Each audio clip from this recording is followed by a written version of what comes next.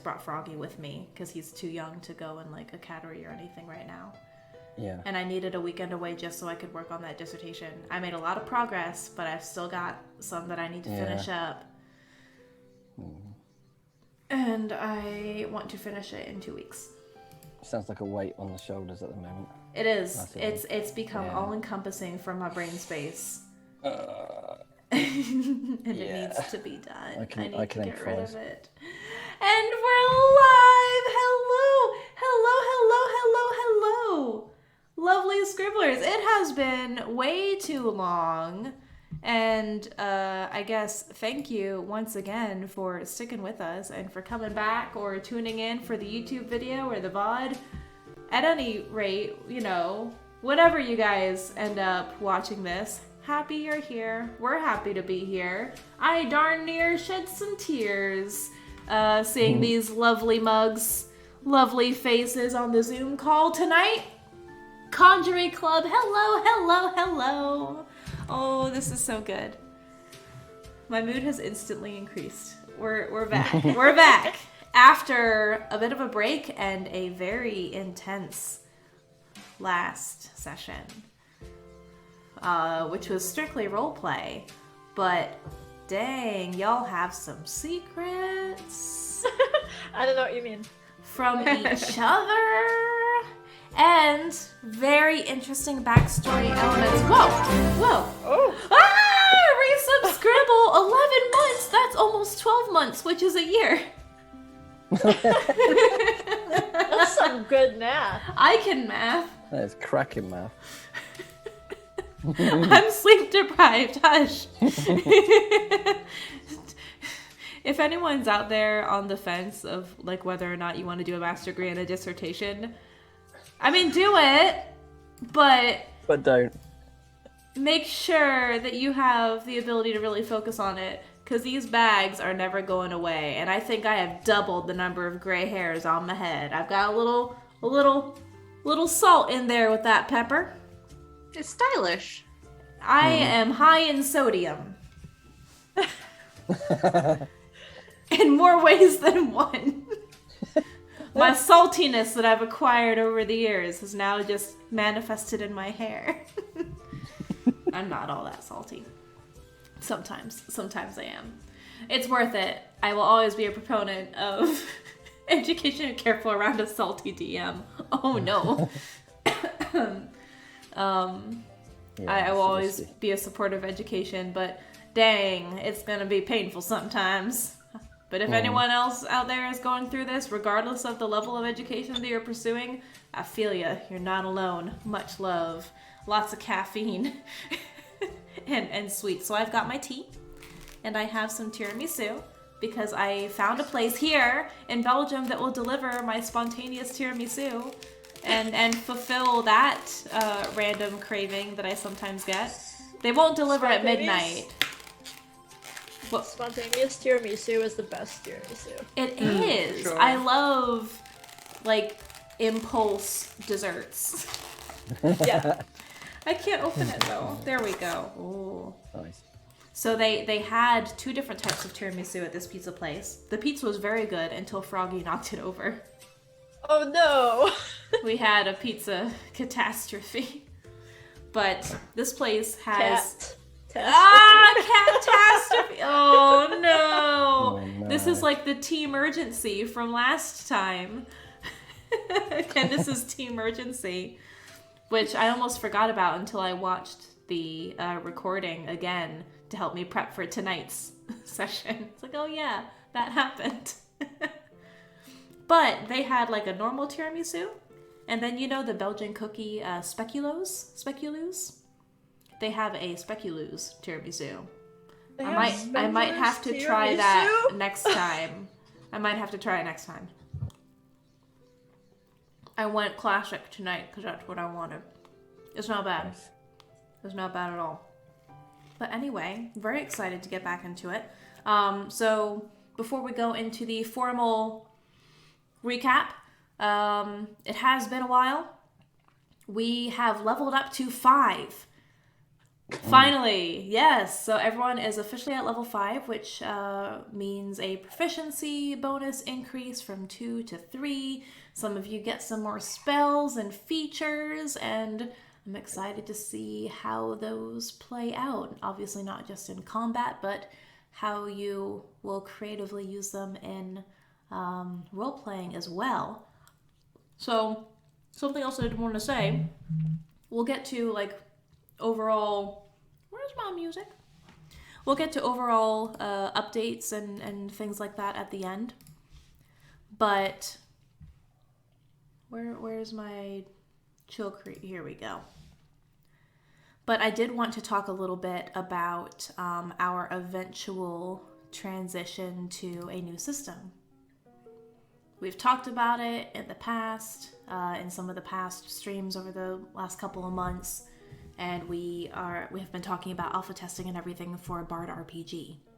And the long-term intent was for this campaign to eventually move away from D&D, which we're already at a 5e fusion sort of thing. We're not playing by the book D&D because this is our game, this is our style, and it's what we like. And we've tried to be very transparent and open with that with you folks anyway all along.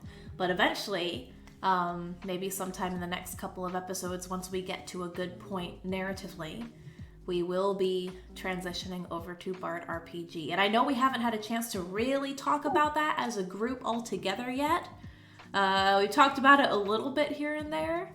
So before that happens, I do want to kind of do a little bit of a tutorial, a little bit of a, whether offline or online, maybe as a one-shot play testing to kind of introduce not just our group here, but folks in the chat to Bard RPG before we really make that transition for the campaign. But like I said, it's not going to be until narratively it makes sense.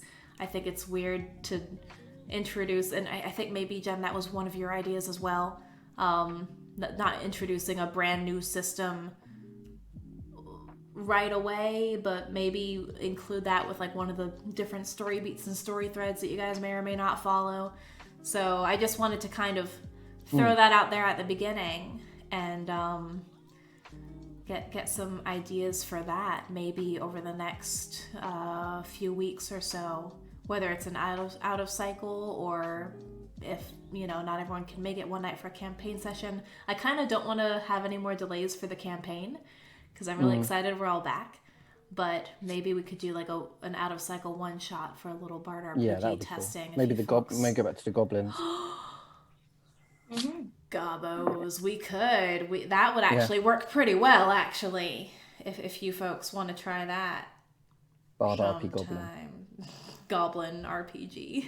Would we bring Drac back for that? We could. Should we try to get Drac? To come back for a bit? Hey, Drac, how do you summon a Drac? Hey, yo, Drac. Hey, yo. How? What do we put in the summoning circle for Drac? We need like superheroes. Yeah. Superheroes anime. Lots of strings. So an anime Doctor Who with a superhero cape and mask. Yeah. We need like a Twitch.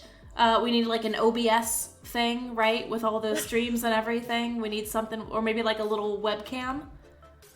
Yeah. How what do you think, chat? How do we summon a Drac? Super villain. We need a super villain. Deadpool. Yes, Deadpool. That's all we need. All we need is We Deadpool. just need Deadpool. That's it. Done. So we'll figure that out. I love how we make these plans and reference him when he's not even here. That always seems to happen. He gets gifted subs when he's not even in chat. He doesn't even go here. One day, the Mean Girls references won't be as well known. One day, that'll be a very sad day. Right? One day, it'll be like, oh, you're aging yourself by referencing Mean Girls. It's like, tell me how old you are without telling me how old you are. Yeah. On Wednesdays, we wear pink. All right. Cool. So, yeah, if you folks are okay with that, I wanted to kind of, for whatever reason, I just felt like throwing that out there before we got started, as we're talking about some different mechanics. Kit Yeah. doesn't have a gobbo, do they? Oh, snap. We'll talk about I can that. make one. Yes, We'll you talk about that, must. definitely. You must. Ooh, okay, this will be a conversation for later. Anyway, I'm excited now. I'm so excited. Hello, Knight. Hello. Ah, yay, some scribbles. That's so exciting. Well, apparently it's like September. Was that a thing? I saw it randomly been. on Twitter. I've been out of the loop with Twitter. I've been in this dissertation cave for so long, and work has picked up as well and gotten like super, super busy. I'm at that point in the new job where it's like you're not learning and doing training anymore. You are fully in. Mm-hmm. And just last week, I was out of town for like an intensive training certification course. It's like blowing up my mind. But okay, that's exciting. I'm getting so off topic. Let's get going. Let's continue. We should start now. We should go, right? Let's go for it. Let's go do for this. it. Let me I'm get my massively- notes and get everything all ready. So, man, last episode was pretty intense, actually. Let's do this playlist. Thank you for this Scribble Night. So, the last time we were here, you were, well, I'll do a little bit of a recap for the past 2 episodes because this setting of the scene is going to go back a little bit farther. You're in the Verdian Hills. Yeah. You are on your way to the small coastal port town of Felbray on the westernmost coast of Monair, seeking a way to get to Yokul. So you'll be seeking, or that was your goal previously, seeking passage to get to Yokul, to get to the Alabaster Athenium, to see if you can find the source or some sort of information about this device that you found embedded within the mother tree of Glenfarra. This spider-like mechanical thing, this arcane device that you currently have safely guarded away in a very nicely carved wooden box from your very own timbersmith. So you are in the Verdian Hills. You're traveling through. You encountered gnolls. You had a gnoll house party. I think the chat had dubbed it. Probably one of the most significant combat encounters you've had so far. As a storm was raging on around you in this tiny wayfarer's shack within the hills.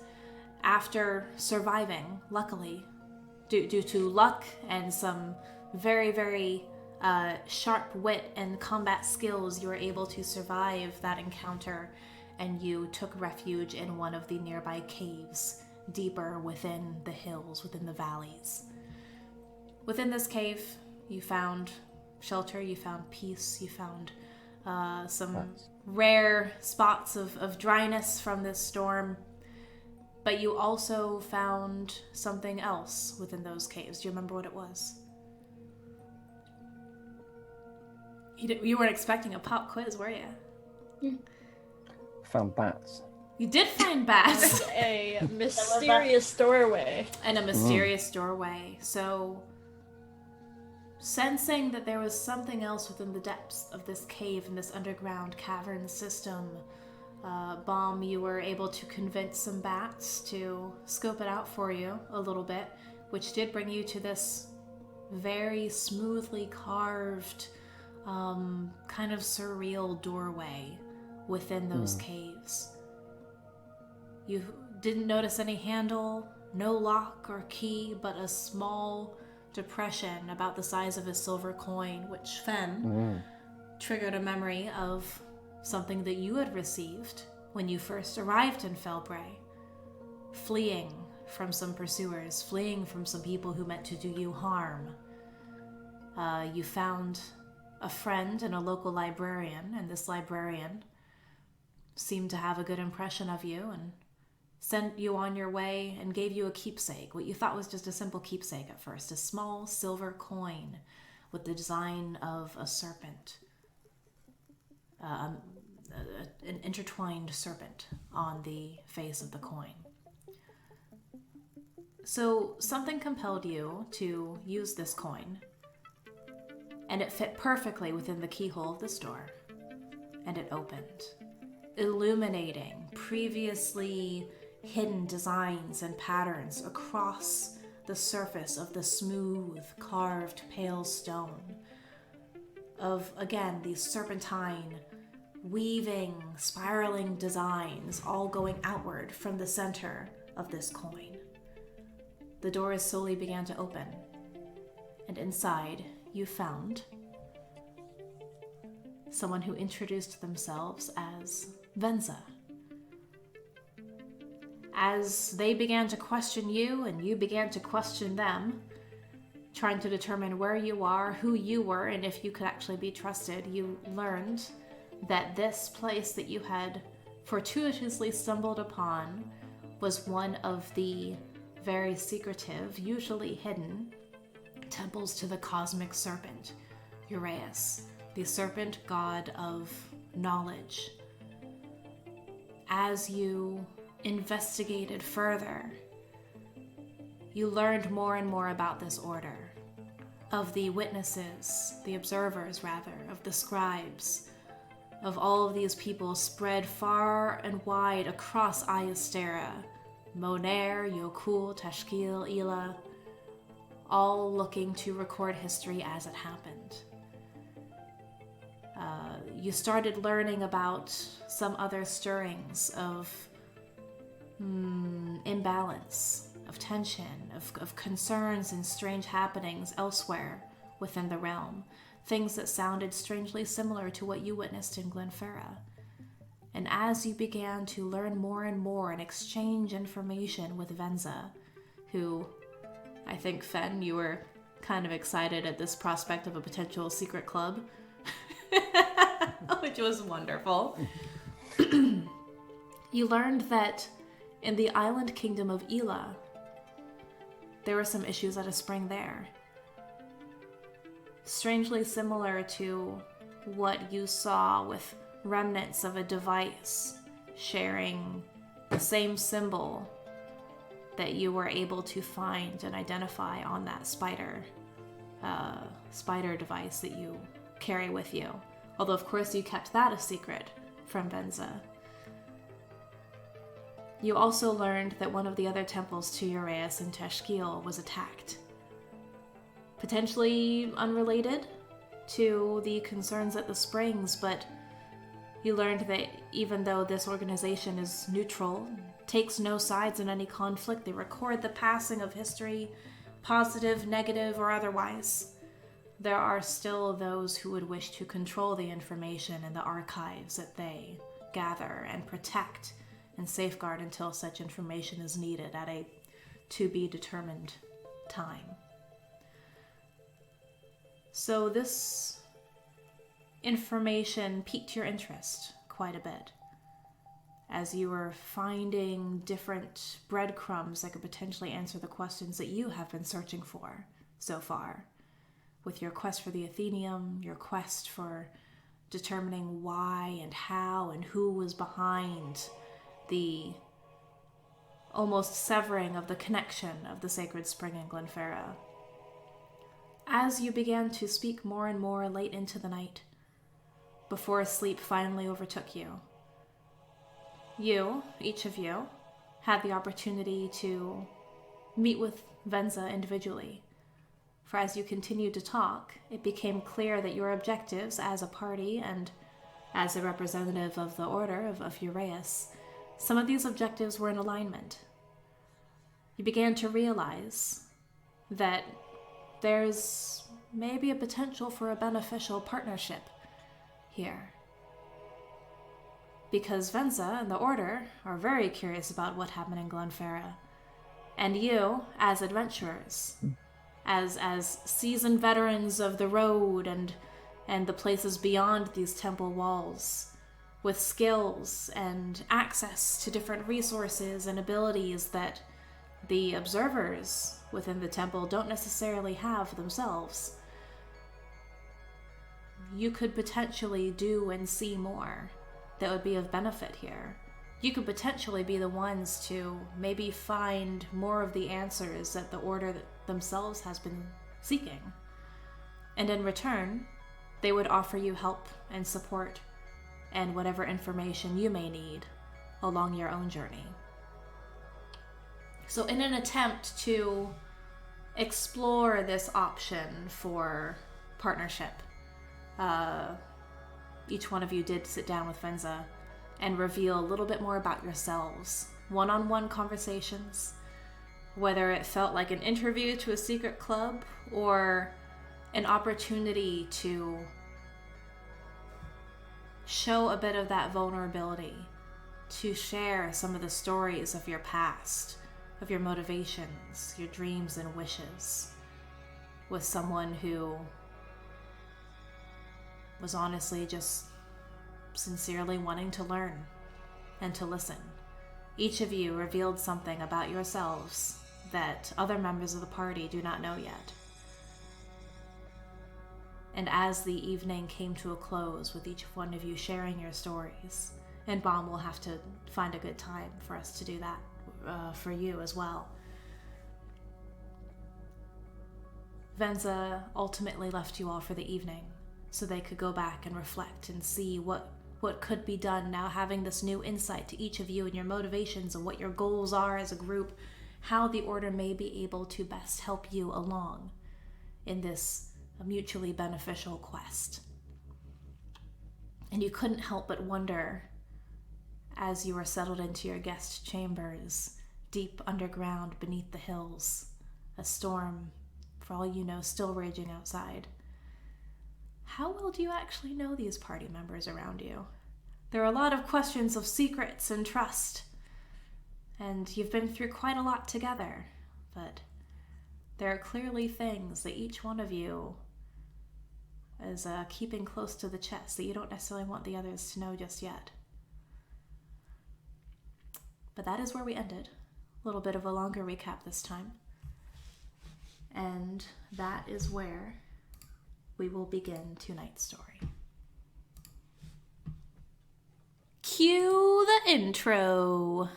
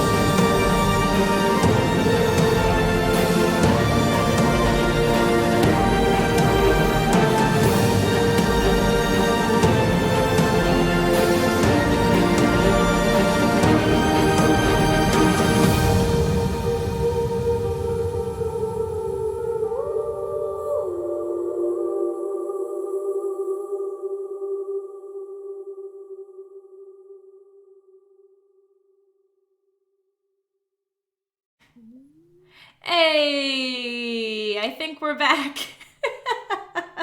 Are we good? Check the stream. Yep, it's there. Excellent. Hello. Welcome back, everyone. Hopefully we didn't lose you folks. Just hit refresh on Twitch, I suppose, because I know some people were actually there in the chat. OBS updated today, but it decided it was just done. It couldn't handle all these lore drops. That's some hot and spicy lore in these past episodes. Okay, well, that was kind of anticlimactic. Let's cut to the opening intro again. Let's try this again. Ba-ba-bow. Risky.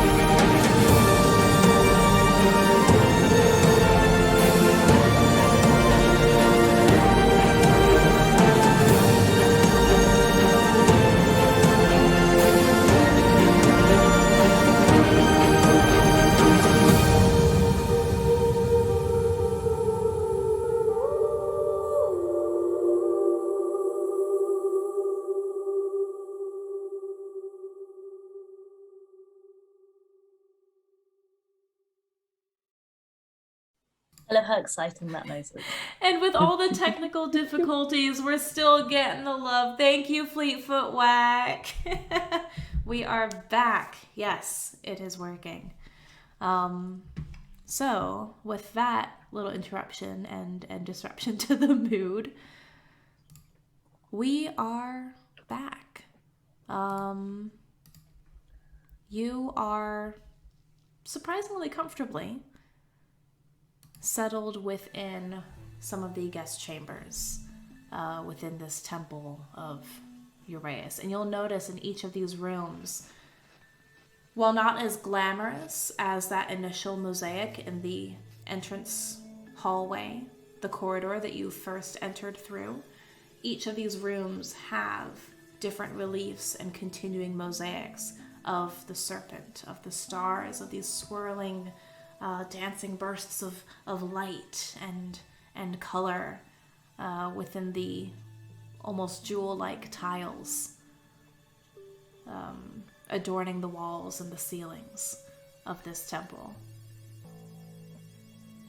So, Bomb, due to some very understandable family situations that you were taken care of with Baby Bomb, as we called her, we did not have the chance to actually roleplay through your one-on-one with Venza. So if you like, we can do that now, or we can leave that as we can do that another time. It is up to you, but each of the other players did have that chance to do that on stream. How would Bomb have responded to the idea of having a one-on-one conversation with Venza? I think he would have been a bit. Would have had a bit of anxiety because he's terrible at withholding information, keeping secrets. And this character seems quite intuitive. Mm-hmm. Bob just tries to lie his way through the whole thing. It's Yeah. So my name is Mob. There it was. It was Mob. Hi, Mob. Mob. This is Kendis. That was so good. Classic Kendis is just Bomb. So it would have been complete disastrous if he tried to lie. So I think he would have just been quite open about things and probably overshared, much to the others' probably dismay. Told them all about his history with Say Babs. Marlowe. Pulls out his pot. Is like, this is my mom. That hasn't really come up yet, has it? Not really. Not directly, though. Not really. Not directly. I love the idea of Bob, you thinking that's a secret, but other people kind of like piecing two and two together. Yeah. Like, one man has definite aspirations of like to be better at subterfuge and things, but it's going to take months, if not years, to get any sort of technique of spending time with Marlowe, maybe just learn some kind of like bits. But so it would have been quite an open conversation because he wouldn't have been able to hide things. And can I do just the only thing I'm asking, not to go through it all again, but just I would have done an insight check on this on this Venza? person. Certainly. Yeah, what are you trying to get a feel for? Just if he was it he? They. Just that they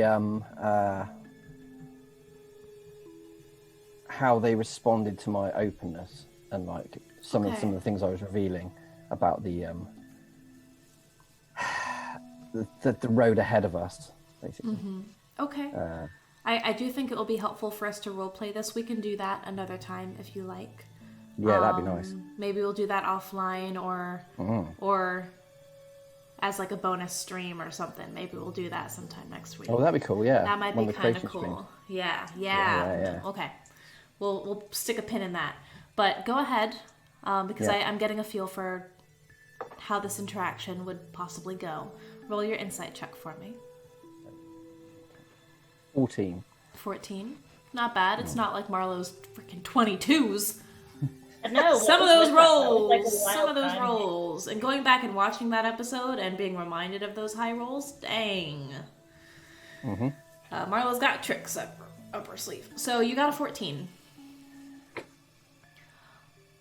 Venza doesn't seem surprised by the things that you reveal and by your openness, to the point where you do wonder if perhaps, due to the nature of their job and their role, they're very used to all sorts of different stories and pieces of information. They've seen a lot of the world and heard the stories or seen different experiences through others' eyes quite often. And as your other 3 companions went first, perhaps some of them ended up sharing a little bit more as well. You can never quite tell, especially with Marlowe, what kind of secrets may be hidden in the hearts of your comrades, even though you know that you do intuitively trust them. When it comes to Venza, they mean no harm. They're listening to things with open eyes, open ears, open heart.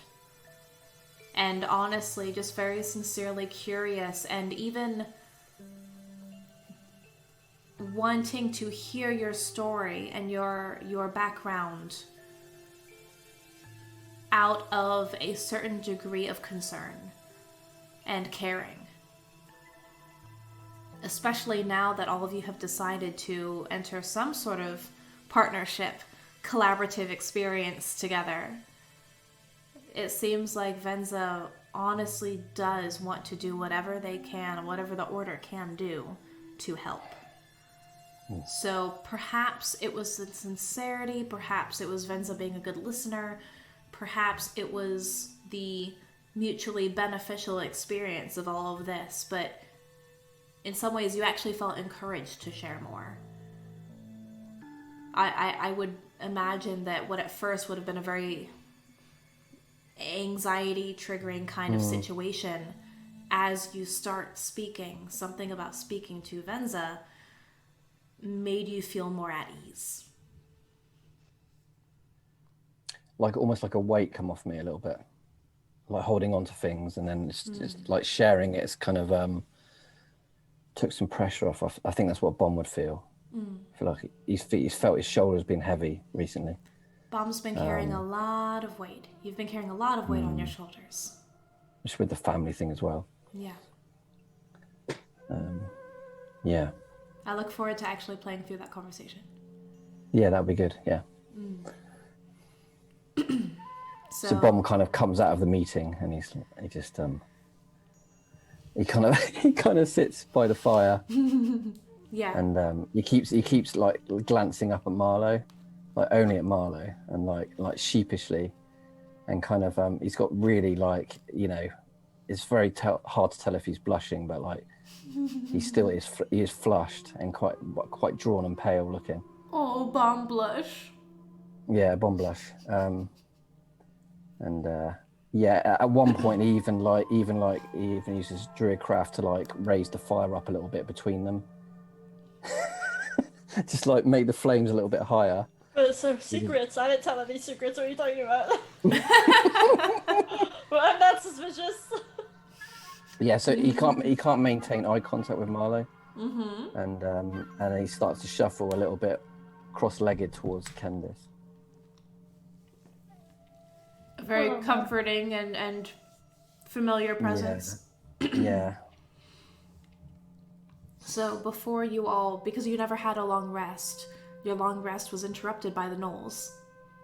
So you'd be feeling that fatigue from the travel, from the combat, and then for some of you, the what probably would have been some sort of emotional release of having these different conversations with Venza, as well as the excitement of being on the brink of something new. The next stage of your adventure.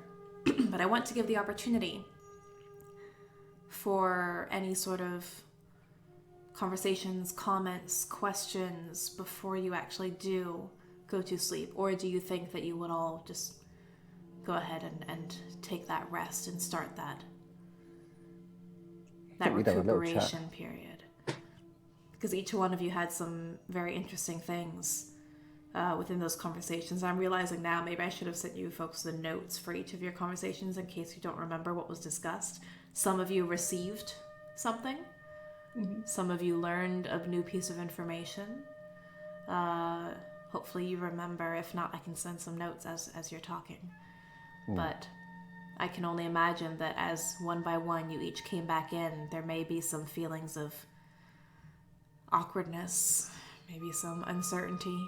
Each of you were in there for quite some time having those conversations, while others were in an attempt to entertain yourselves during that time period playing rock, paper, scissors and things in the original room where you were all waiting. Because Fenn went in first, I imagine when they came back out, they're just like, secret club, guys. I think that went well. You absolutely feel that way, even more after that one-on-one. I think that went really well. Good luck. Do good. Fenn is so precious. And is very easily excited and amused. Imagine when Bomb comes out, Marlowe's leaned over to Fenn and is just like, so tell me more about the secret club. I mean, it's the club. Is the there knowledge and like, is there some sort of a membership card, or do we have to sign a waiver? Well, see, I did ask about a card. We don't have a physical card, because although I think maybe that is a suggestion we should bring up. I think little ID cards would or like a reward. We can have little card. Sketch portraits of ourselves on the card. Yeah, I think rewards, coffee stamps. Yeah, exactly. Little hole punches. I think maybe it would be books, maybe rather than coffee. You know, like a library card. Yeah. I think that would be really beneficial to this. Is there like a suggestions box? Do you think? I'm sure there must be a fanciful place like this. Right. It's a rather large place. Maybe it's time for some more detailed exploration after everyone's come out, or maybe after bed. It is quite late. Yeah. But I definitely exploration for sure, and we will find that box. For sure.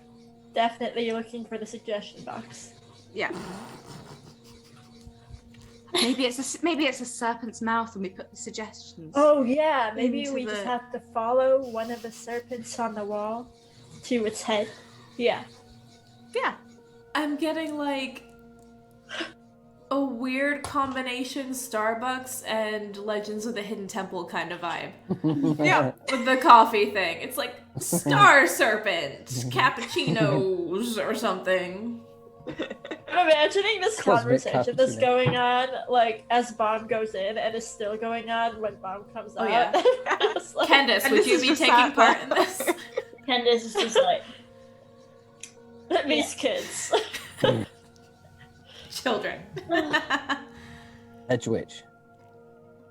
Timbersmith. I'm missing Glenfarra. In truth. Yes, I know. It's a long way from home for both of us. This is not enough trees. We will find somewhere with plentiful trees, I'm sure. And less knoll, hopefully.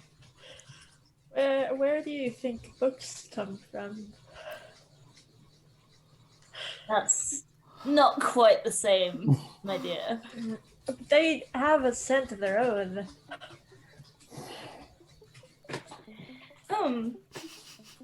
That's a fair. It's a fair point. I need roots. I don't know.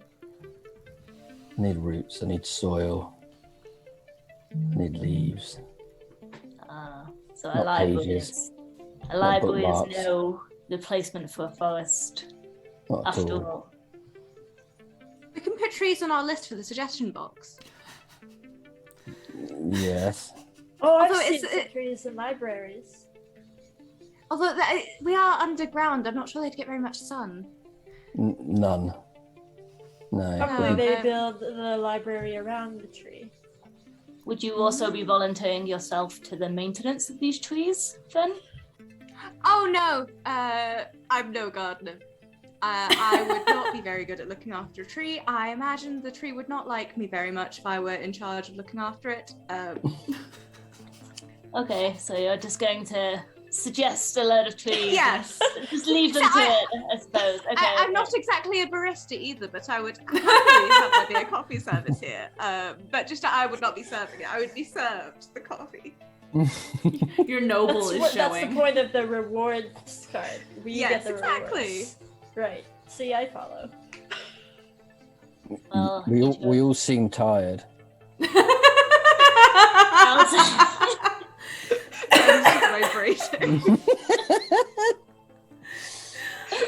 I'll say this reminds me of the young ones in Glenferrie after they've not had the nap, and Kendis looks at Fenn. Oh. I love that. It's like the parents saying, well, you kids are tired. Time for bed. And that's basically what's going on here. My cousin Lamp was a hyperactive tree. How did that display itself being a hyperactive? Oh yeah, Fenn has tree? no idea. Shook his branches too much. Oh well. I see. Fenn's so polite. Yeah, Fenn, you don't really know anything about any of these people. Nope. These people. I've known them for 2 days and they haven't tried to kill me yet. So. It has only been Bonus. 2 days. It's only been 2 days. Feels so much longer. Fenn knows of me. Yeah. I've shared a ship with Marlowe once. Yeah. Oh, yeah. Okay, so perhaps it is time for that long rest. Go ahead and recover all of the hit points and whatnot that you may or may not have. Oh, we got a new follower. Thank you so much. Thank you. Welcome. Thank to the you stream. and welcome. Hello. Hey. Welcome to the House of Fun. We're solidly into chapter 2. Catch up on the YouTube channel. So you all are ready for your long rest now. Mm-hmm. It is much quieter, much safer. You do feel more secure here compared to that traveler's rest with the gnolls. Go figure. It's safer here. It is also very quiet.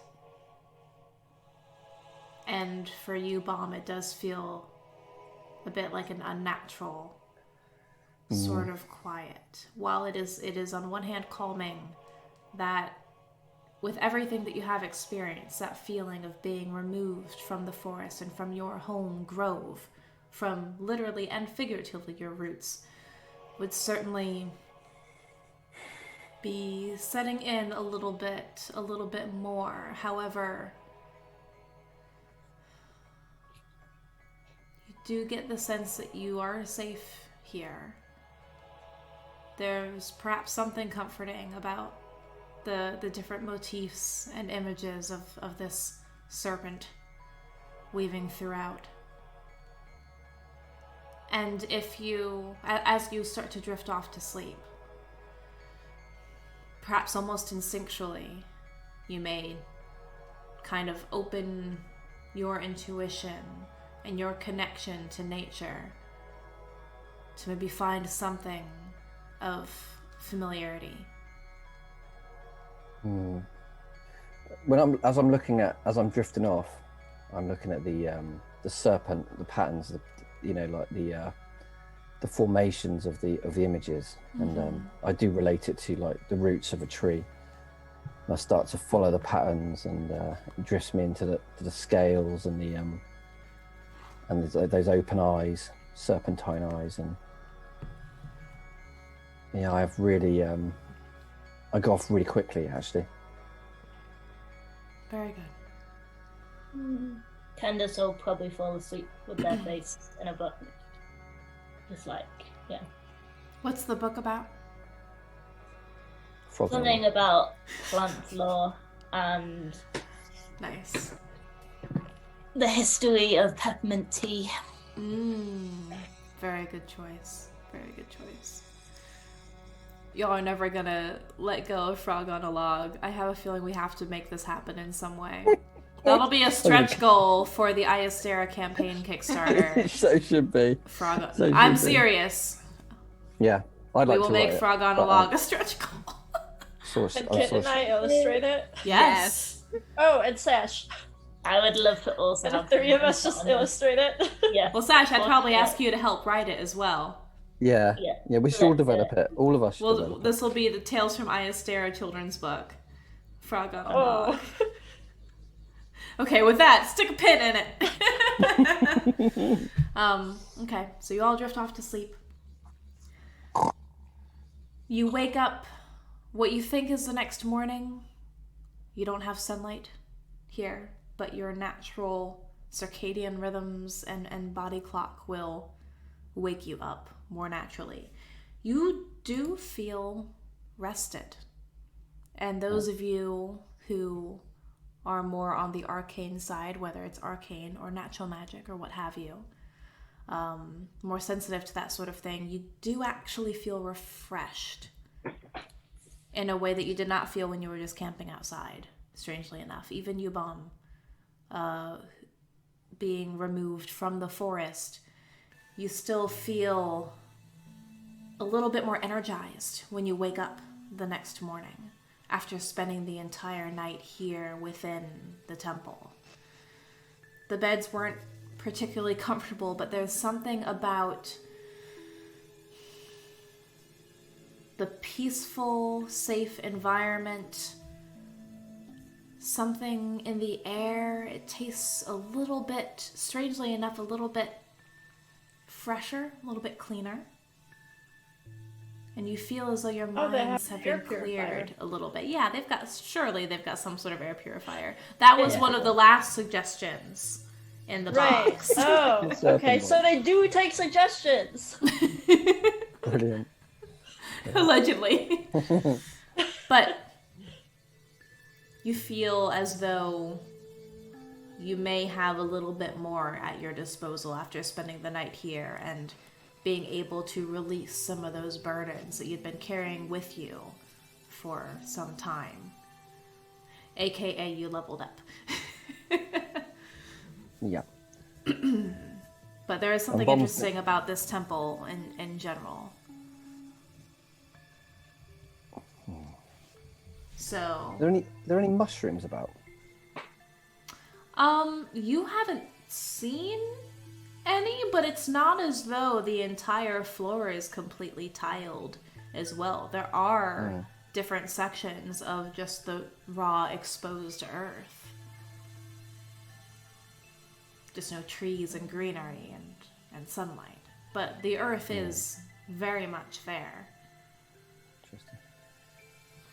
So, as you all awaken, and we get another subscribble. Thank you, Coda.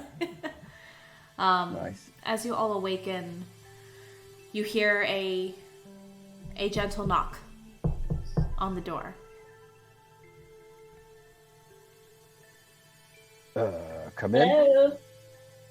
Open the door and you see Venza again in what could very well be the same robes, identical clothing as what they wore the evening before when they first greeted you, carrying in their arms some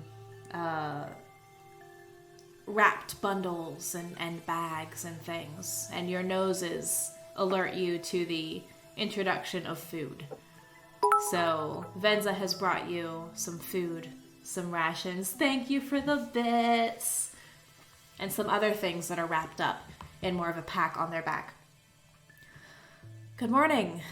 I hope you all slept well. I know you've had some trying times on your way here. Were the beds comfortable? I'm feeling quite refreshed, personally. It's not, it's not the outdoors, but it'll do. It's not my tree house, but not bad for a night's sleep. We thank you for your hospitality. For me, far superior to the outdoors. Bedrolls are not my thing. Indoors, so good. I will say this is quite a better setup than a gnoll-ridden cabin. I assure you, there are no gnolls within these halls. Well, I'm happy that you're comforted here, and I was very happy to get to know each of you. After some more reflection and discussion with some of my companions here, after some meditation, looking for guidance, I think that we would definitely like to continue on with this partnership. I do think that this could be mutually beneficial. So I've brought some things. I took stock of what we have here that we would be able to provide. These are the basic necessities that we would usually give any observer who is going out to, of course, observe near and far. So I have some supplies for you, hands over some bundles of food and rations. No bread, all like kind of basic preserved kind of food. I'm not going to say rations in terms of like the weird meal bar, but you might have some like lembas bread equivalent in there. It's more dried fruit, nuts. There are some water skins as well, fresh ones. Of course, each of you has something like that, but they brought more. I noticed that your clothing was in kind of rough shape from the gnolls, I'm assuming, so I brought you some new cloaks as well. So gave each of you a new cloak. They're very nondescript. But it's like... I've made it. Oh my gosh, club jackets. So these ones, in comparison to some of the items, some of the all-weather items you probably did not have previously, some of you may have, they're not so heavy, but they are treated to be able to resist some water. They're not going to get as just sodden and waterlogged as before, and they don't have holes and tears and blood in them. So you have some fresh, dry, relatively warm cloaks. If you're going to Felbray... Jenn has handed this on twirl. Yep, it's got the nice hood, and like one of the nicely designed hoods that simultaneously will not completely cover your face, but it won't fall off your head either. It's a nicely designed. Perfect. Got like a nice roomy, like... It's roomy, flow and it's to cozy. And Venza It won't says, mess up my hair. Nope. And they're not incredibly long cloaks either, so you Your can still ears have move enough in them room without there? tripping on them. Yep, plenty of room for those ears. And Venza Bomb hands sort of- one to you, Bomb. This is gonna fit me, is it? We had to do some creative tailoring, but it's the best one I could find. Oh. Fine. Are you... You're not always that height, though, right? You can vary a little bit, but they hand you the cloak. It actually fits pretty well. It's a little short. Not too short, but it's not quite hitting you at the same comparative spot that the other ones are hitting you. But it is warm, and it's a nice cloak. I like it. It is nice. And Thank you for this. Of course, it's the least we can do. If you're going to Felbray, the winds are strong, and it's not the most tropical of places, we'll say. You may need these. I also have this. And they take another pack off of their back. Some of you may have seen one of these before, looking at Marlowe and Fenn and Kendis. This is one of those enchanted sacks, one of those enchanted bags that fits a lot more in it than you'd expect. He gives you a bag of, or they give you a bag of holding. Very cool. That connected to a pocket dimension. They go through the little explanation, and Kendis and Marlowe, you're like, I know what this is. So you, as a level 5 party, finally have your bag of holding. Yay! Yay! That is quite exciting. And it fits as like a nice backpack kind of bag of Fenn holding. immediately puts Frog on the log in a pocket. And then loses it forever.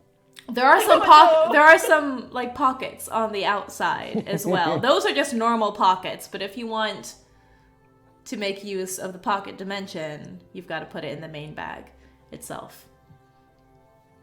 And just put some books in it. Yep, there you go. Lighten the load a little bit. Mm-hmm. Kendis just goes around with it on the library shelves, just pouring. I can borrow these, right? Library card comes with the membership. When's the return date? Oh. I look at Bomb and I like casually look at the box. And I'm basically just like saying without using words that probably we should put that in the bag. That's a good idea. The box isn't terribly large, right? No. No, it's like a Just enough to cover the. That should fit. That should fit in the bag. Venza then goes, Where does this bag lead?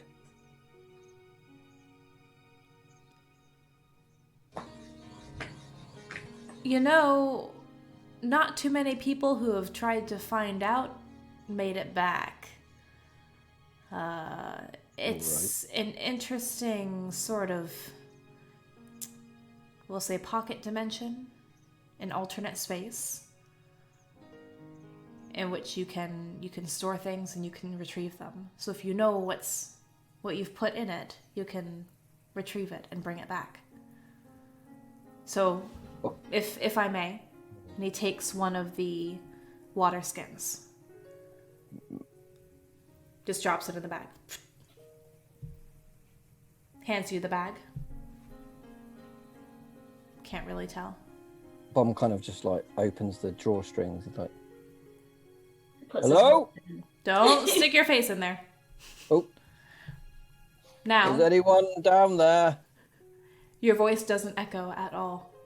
It's almost as if the space, the shadowy insides of this bag absorbs your voice. It's like speaking into like a blanket. Oh, frowny Bomb.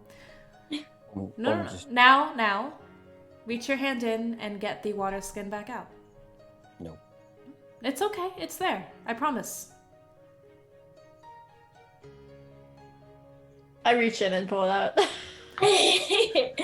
Honestly, Timbersmith, I can't believe you've never seen one of these before. Kendis is a little embarrassed. I asked for one for my birthday once. I wasn't allowed it. I'm incredibly excited. I can't possibly imagine why no one would trust you with a bag of holding. Me neither. I trust that you will put We it to good open use. it one day and there's just frogs hopping out of it. Oh no, don't put live creatures in there. Please, someone else take this. Oh, Bomb. I Fenn don't wants it. really like it. Fenn. I will hold it. Very well. Fenn, there. I like to imagine Kendis and Marlowe share a look and they're just like, Not like sure them. about this, but they seem enthusiastic, so. How do we update you on our journey then? Do you still have that sending stone I gave you last night? Yes. You'll be able to contact me with that, and we'll likewise be able to contact you. these devices, I don't know. Have we all got a sending stone? I can't remember. It was just one. It was a pair. Okay, who's got hold of So that? Venza has the one, and then one of you will hold on to the other. Bomb's just like, I don't want it. I don't want it. What are you going to do with these things? I'll take the sending stone if no one else cares to carry it. Very well. There are only a few more things that I can offer you outside of what hopefully is useful, which I passed on last night, as well as these supplies. And within those bags of supplies and rations, there are also like some basic healing potions. Each of you has one. Nice. So go ahead and mark that down as well in your Oh, inventory. nice. Each of you has a basic One each, healing yeah? potion. Yep. Cool. You might need it. Healing potion. Maybe. Maybe, maybe not. The best I can do for you now is offer advice. And, well, hopefully some more guidance and help along the way depending on what you choose to do next. Is it my understanding that you're still going to Felbray? That's the plan. Be wary of the Athenium, looking at you, Kendis in particular. The Athenium is very influential, very powerful, and they have almost as many eyes as we do. Or as many eyes as we do. I would worry for some of you if you were to go and be recognized. But I understand that that is where you were looking for some of these answers. I hope you find the answers you seek. The device, the disturbances in these springs, these patterns are beginning to reveal themselves. Reoccurring symbols and whispers and ripples that are starting to be felt across the realm. I would ask you on your travels that you tell no one of this place, out of fear of the danger it could bring to you by association, and as well for us continuing our investigation into how and why the attack happened to our companions in Tashkil. That temple was larger than this one, not quite as well hidden. As I said last night, there are those who wish to use information and find the recordings and the archives that we hold so closely and either destroy it, manipulate it. There are dangers. And the path that you are on is potentially more dangerous than it was before. I'm eternally grateful for your assistance, and I hope that we can be of use to each other in this partnership. But I do fear that you could be delving into, let's say, more dubious waters with this. I don't believe our paths crossed by chance. So I implore you to go forth with your eyes and ears open. There's much to be learned, and you have the ability to influence things in ways that I and my companions here cannot. But be wary.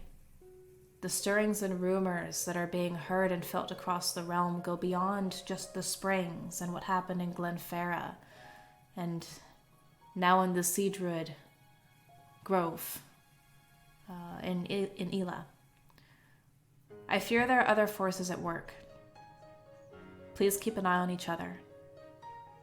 While keeping secrets is in our best interest, of course, knowing who to trust, looking at each of you in turn, and being able to trust those rare few fully is a gift and a strength.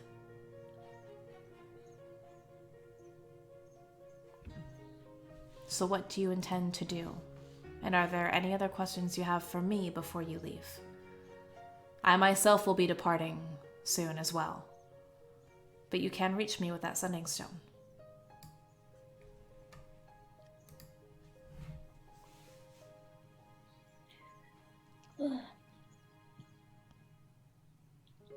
By your silence, I take it you're ready to leave. Thank you for your hospitality and your wisdom. Cloaks. And the cloaks. Fenn is so excited for these cloaks. They've got the hood up even though they're indoors. I suppose we'll be going then. Safe Onwards and travels. upwards. Hopefully, beneath the trees tonight. Aye. My mutual hope as well, Tim Smith. And with that, you will take your leave then. You can depart the temple, going back out through the same passageway beneath the glowing eyes and scales of Uraeus as you go back through the same entrance. Fenn, with that coin still securely in your pouch. Your membership coin. The cloaks are all very nondescript as well. They're not even all the same color. Because that would look a little odd if you were all matching. Yeah. They're just very standard, typical, but nicely made cloaks. I want mine to be green. It is green. No. Still green. Bomb kind of chitters on the way out to the bats as a way of saying thank you. Yep, the bats are still there, and they chitter pleasantly in return. You get the sense that at first maybe they're surprised to see you. I don't know how long of a memory bats will have. They're not the most intelligent creatures. But you get some chitters of surprise, and then greeting, and then perhaps some slight sorrow as you leave the cave. But as you emerge from the opening of the cave, back out into the hills, you do see a clear sky above you. You breathe in, the air is fresh, and it tastes of the freshly fallen rain. In spite of the severity of the storm the night before, everything seems a little bit more green this morning. So you can make your way. Almost starting to be a little bit fragrant. He definitely needs a wash or a bath or something soon. He's a bit self-conscious suddenly.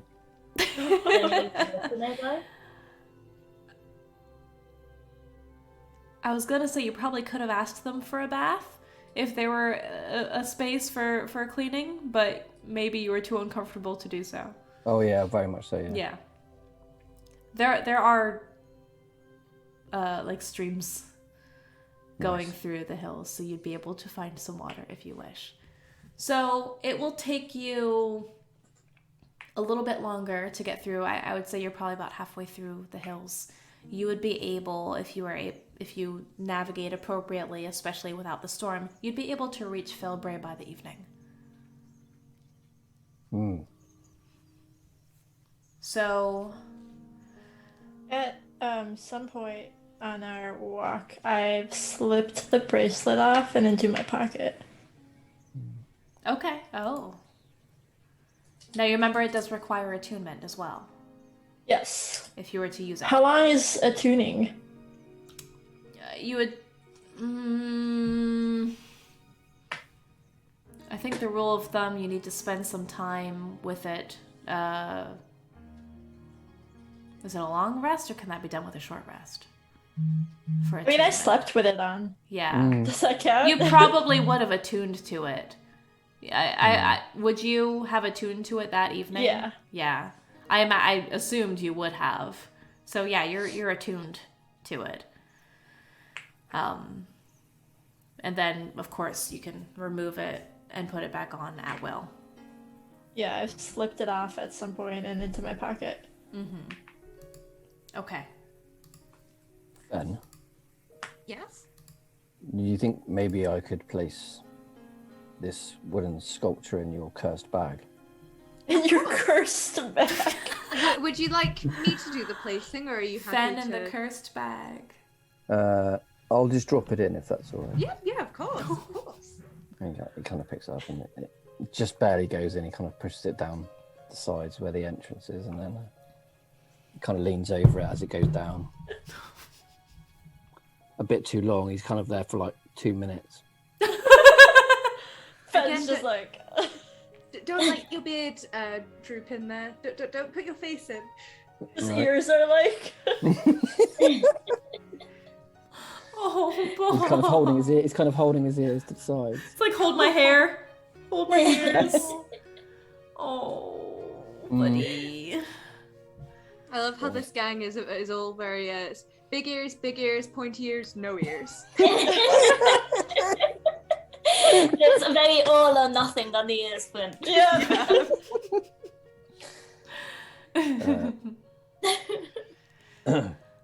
So, who is leading through the hills here?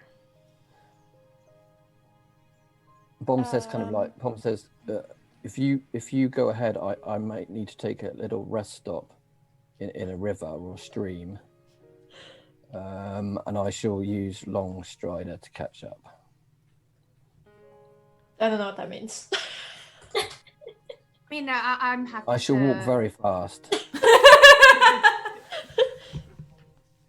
I'm happy for us to go ahead, but equally we can. I suppose we could all have a little walk and then a sit down if you want to find a stream, and we can wait. I don't think it would be wise for us to separate too far apart from each other. That's I don't want fair. to run into any more gnolls. No. Okay. Please, I need a wash, frankly. So you're able to find one pretty easily. Whoever is more or less leading along the paths and the trails, meandering through the hills, the peaks and the valleys and all of that, go ahead and roll a just basic survival check for me. I guess Kendis would be up ahead with flying. Ah, yes, that's right, wings. So useful. For sure. Oh, got 8 survival, plus 8, Christ. Dice roll. It's got 22. Wow. Nice. Very nice. What do I add to that? What is it? A survival check? Yes. Survival should be wisdom, because it's nature-based. Yes. So that's 11. That wasn't the best roll. We'll say you and Bomb could be working together. Bomb did get a 22. Okay. Cool. And normally how we do assisted rolls, we would typically want to determine who was going to be the primary roller anyway. But typically, per the rule book, if you do an assisted roll, you would be able to roll with advantage if you're the primary. However, for us, if you remember, whoever is doing the assisting, whatever your bonus would be, +2, +3, whatever, would then just be donated to the primary, and they'll add it along with their rolls. System. Because then, no matter what, you're getting a bonus. Because if you roll with advantage, you might get like a 2 and a 3, you know? Yeah. That's true. Yeah, that's true, actually. Yeah, that's a good point. So you'll at least get 2 or 3 with the added bonuses. There you go. Okay. I mean, so- I guess that's a fairly solid roll then. Between... Yeah. Absolutely.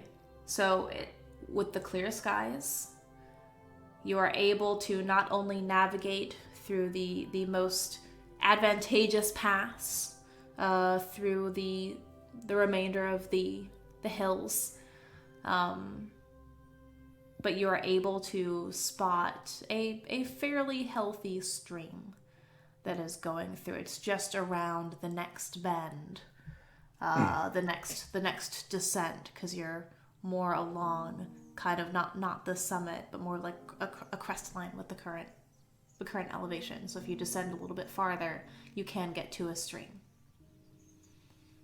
Kendis. Mm-hmm. Hedwig. Uh-huh. Do you have any of that lavender bark? And then Kendis like turns out a couple of them. Ah, here we go. I do. You're quite welcome to it, Timbersmith. Okay. I probably will use all of it. Oh, sorry. That's what I can always make more. Okay. He sort of lopes off to the river, to the stream side. and kind of out of view obviously, and he just literally wades into the water without a second thought. Oh, how is it? Cold in there, or? Don't really feel it.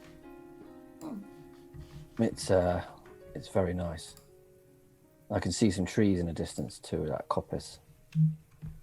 I feel very relaxed now, out of that cave. For all its kind of revelations, I felt like they were overly proud of their premises. Indeed. I don't know how anyone survives on a lack of natural light for so long. Something a little eerie about it, if you ask me. Greed. Mm-hmm. Not seeing the day change is very strange. Yes, it's disorientating, isn't it? Quite uncomfortable. Although I did feel some connection to the outside down there, but not as I expected. Something. Yes. Quite. Anyway, I shall have a quick wash. Thank you for the lavender. Of course. Back in 10 minutes. No problem. That will give me just enough time to finish this chapter. And just sits on a dock, paddles their feet in, and Nice. Hey, Marlowe, in the topic of personal appearance and cleanliness, do you think that these, do you think I should repair any of these, the damaged parts of my clothing, or do you think it makes me look rugged and cool?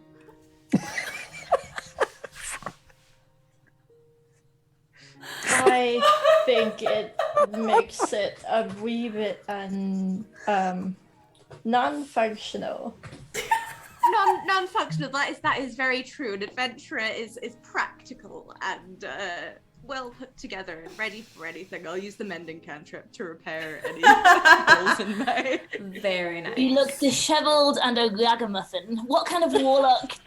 It clearly has the means to magically repair their own clothes, would fail to do so. It just makes you look incompetent.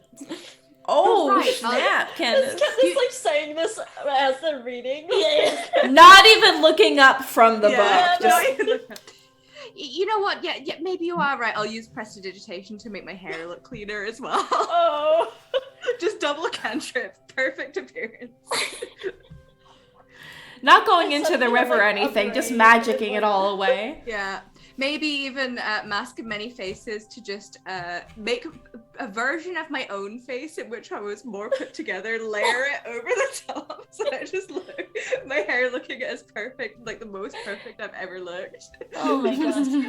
Hide under You an applied a illusion. Photoshop filter on Yeah. your own face. Yeah. Just remembering a time I was getting ready for a party or something and really liked how I looked that day and just made myself look like that.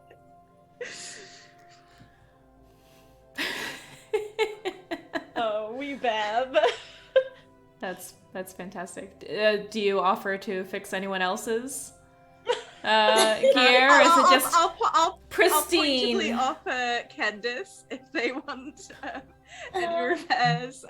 Considering, of course, it would, a talented magic user to look disheveled. Oh. I was going to fix my own clothes, I just haven't gotten around to it yet. Thank you very much. There's some sass. Oh man. Speaking of salt. Very well. And then, like, still with the book in hand, they just do, like, some kind of thing, and then just, like, yeah. You've got Yeah, you've it got is prestidigitation. I don't know if you've got mending. I've got something, I'm sure. And of course, with the way that you learn spells, you have a process. You don't necessarily need to study it and transcribe it into a spell book. As a hedge witch class, your approach is going to be a little bit more intuitive, dependent on your preferred style of learning and committing things to memory. Of course, you have to be able to actually witness or or gain an understanding of a spell before you can learn it. You're not going to be able to just learn it just like that. It's going to be different mechanically compared to, say, a warlock or a druid. And while they're doing that, I am sat with the bits of compass that I had acquired at that shop. Yes. And just like sifting through to see what I can, like, if any of the parts are any good to me. Okay. What are you looking at salvaging in particular? Because we could do a bit of a tinkering check for you with your new Mostly proficiency I want bonus. to upgrade my current compass. I want to change the face out because I know that I found like a really nice one that has a really nice face on it. Was it the silver one? Just- You found I a think rather so. ornate one. Yeah. I want to swap the faces out, but see if I can like make it function the same way. You should be able to. I mean, a compass isn't the same as like a pocket watch. It's not going to Right, have but quite... my compass helps me Oh, navigate. your compass is different. Your compass is a little bit different. Okay.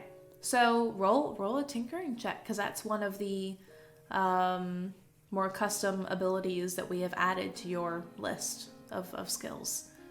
So, if you still have that recorded. 23. Dang! Every time. Okay, just out of curiosity, just roll again. Not for anything. I just want to see what happens. Just. Dirty 20. Marlowe just has such good dexterity that she can just roll and make it land exactly how she wants it. Do you have an IRL luck feat? Like, this is crazy. Are those dice weighted? Okay, yeah. So you're able to do so easily, to the point where you can use the tools in your kit that you do keep with you, to not only carefully remove the faces of the two different compasses that you're working with, but reattach the new one in such a way where it looks like it was always meant to be with that compass. Nice. It looks very nice. And you even improved upon the stability of the hinges a little bit too. Nice. With a 22 and Quality. a dirty 20. I love it. I love it because I want to see you folks succeed. But at the same time, it's like, not really much of a challenge there, is there? This plays to a What strength. can I say? It does, I'm it good does. at my skills. Yeah, you Good are at what very you good do. at it, I love it. I really do. Okay. Not a bad use of your short rest. Bum. How are you feeling with that bath and the stream? It's very crisp and very clear. It's colder than the natural water you're used to in Glenfarra. It's certainly colder.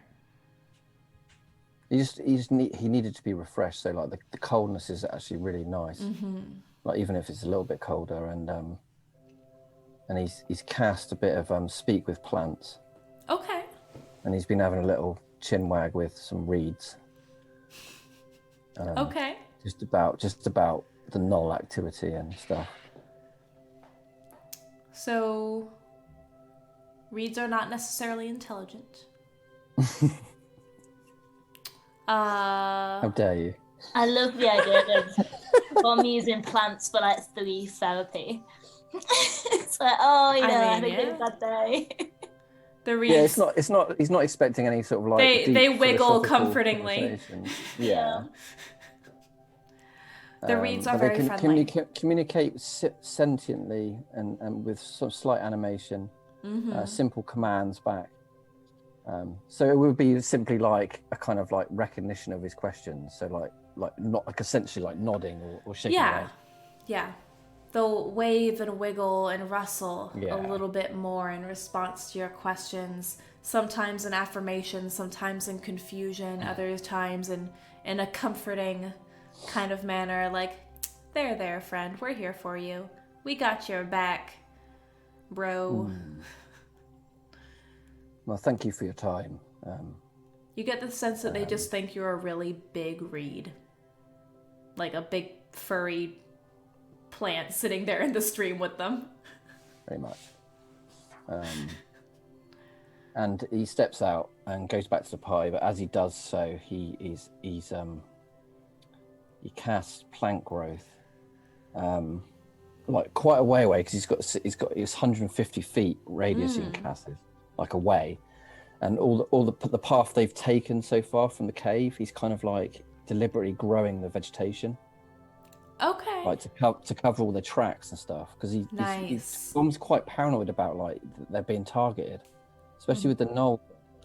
Like at the time he thought maybe it was like completely random, but like there's another part of him that's thinking like, there's something that they're drawn to, or some sort of like Smart move, Bum.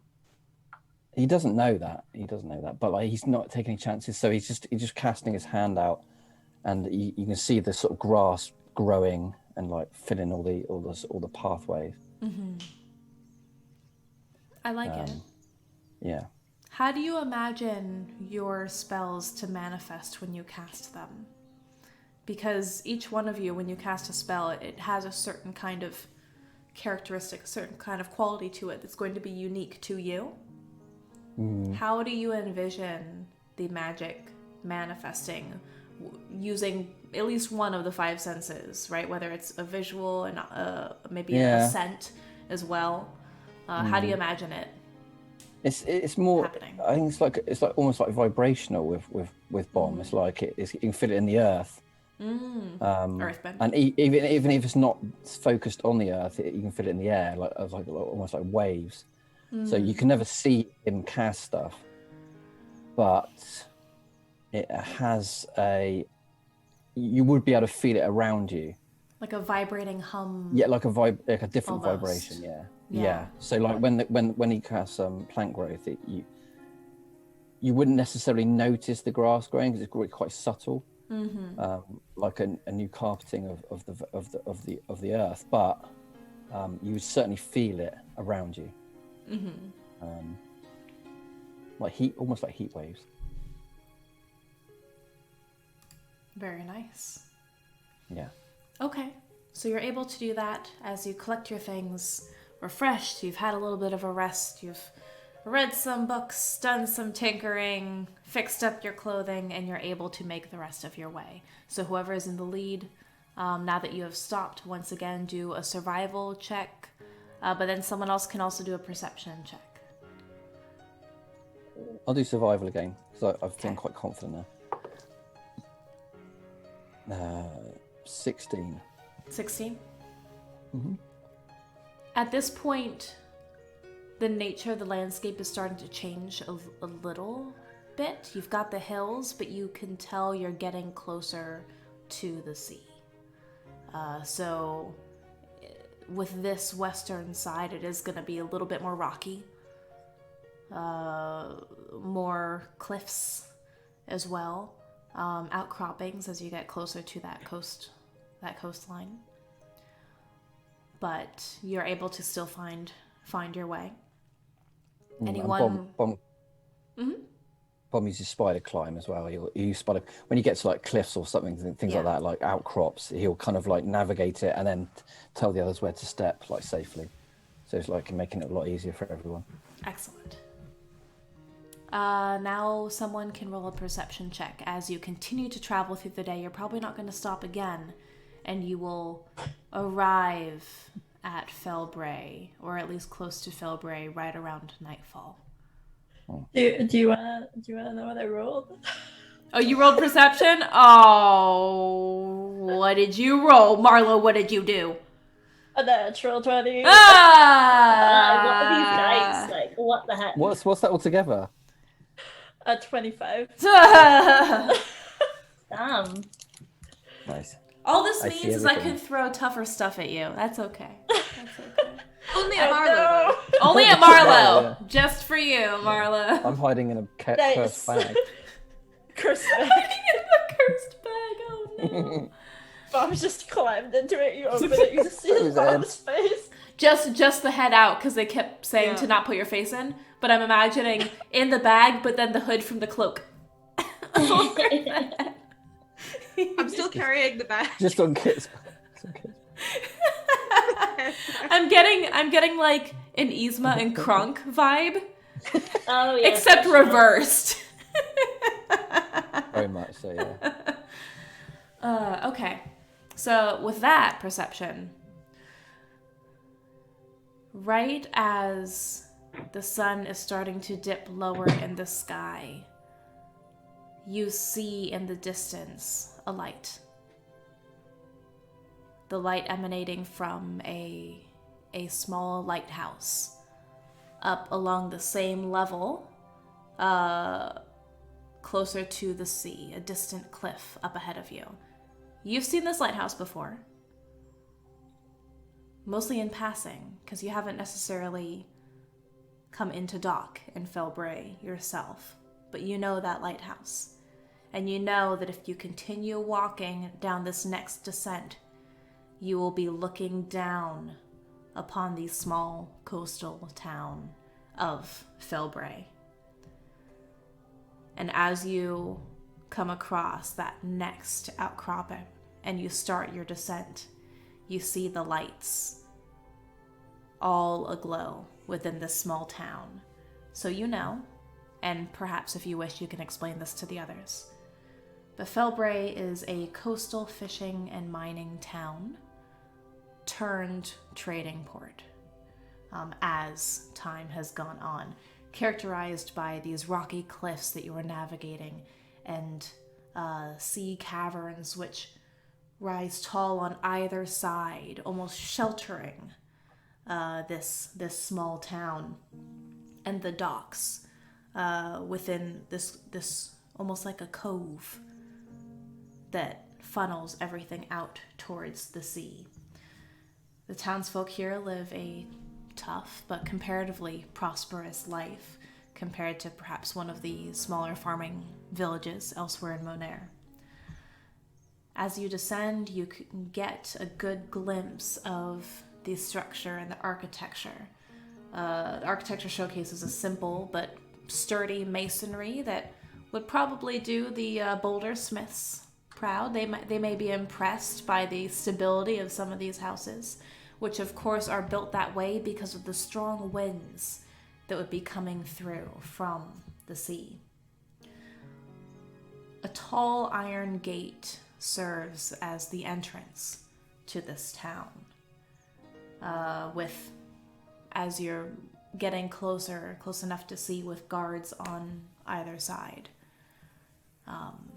There's really only one main road that winds through the town, built into the descending slope of the hill, again, everything running towards the sea, with smaller footpaths branching from it and terminating in different residential areas, different commerce areas, and, of course, ultimately the docks. There seems to be a perpetual mist in the air, and although the weather, the skies were rather clear as you were going through, as you got closer, or going through the hills, as you got closer to this coastline and closer to Felbray, a kind of grayness started to set in. And it provides a sharp contrast to the backdrop of the Verdian hills that you had been traveling through, which now lie behind you, eastward. You have arrived in Felbray. As the lights begin to flicker on, you see spirals of smoke rising from different chimney stacks. Fenn, you have been here before, albeit for a short period of time. And there are some guards that stand at the iron gate, ready to meet you. But you made it to Felbray. We did it. I think Alright, as we're approaching, like before we're close enough that the guards can see our faces, I'm just gonna put up a different face. I'm like, there was trouble here last time, so I think I'm gonna make myself look like a blue tiefling. I'm gonna just. Oh, why does that not surprise me? Anything we should be aware of about this place? Oh no, just this was you remember my lovely, charming companions that pursued me when we first met. This was where we had such a disagreement, and so I figure, better safe than sorry. Well, Of course they were, very neatly dispatched of with your lovely hailstorm and all, but...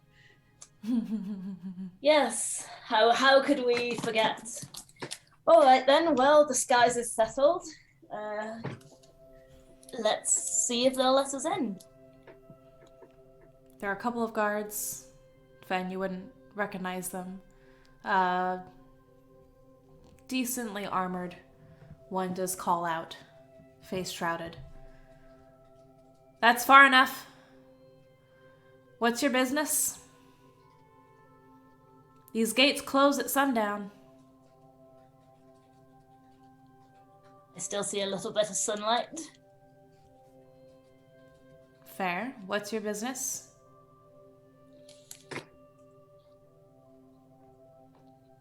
A place to stay for the night, for starters. Where are you coming from? We need to tell them. How long will you be staying? Not long. It's very misty. Not a lot to see. Okay. Just the four of you? I almost counted myself on the screen there. Just the five of you? Just the four of you? All of us in an invisible presence that negates everything we say. It's really creepy. Just us.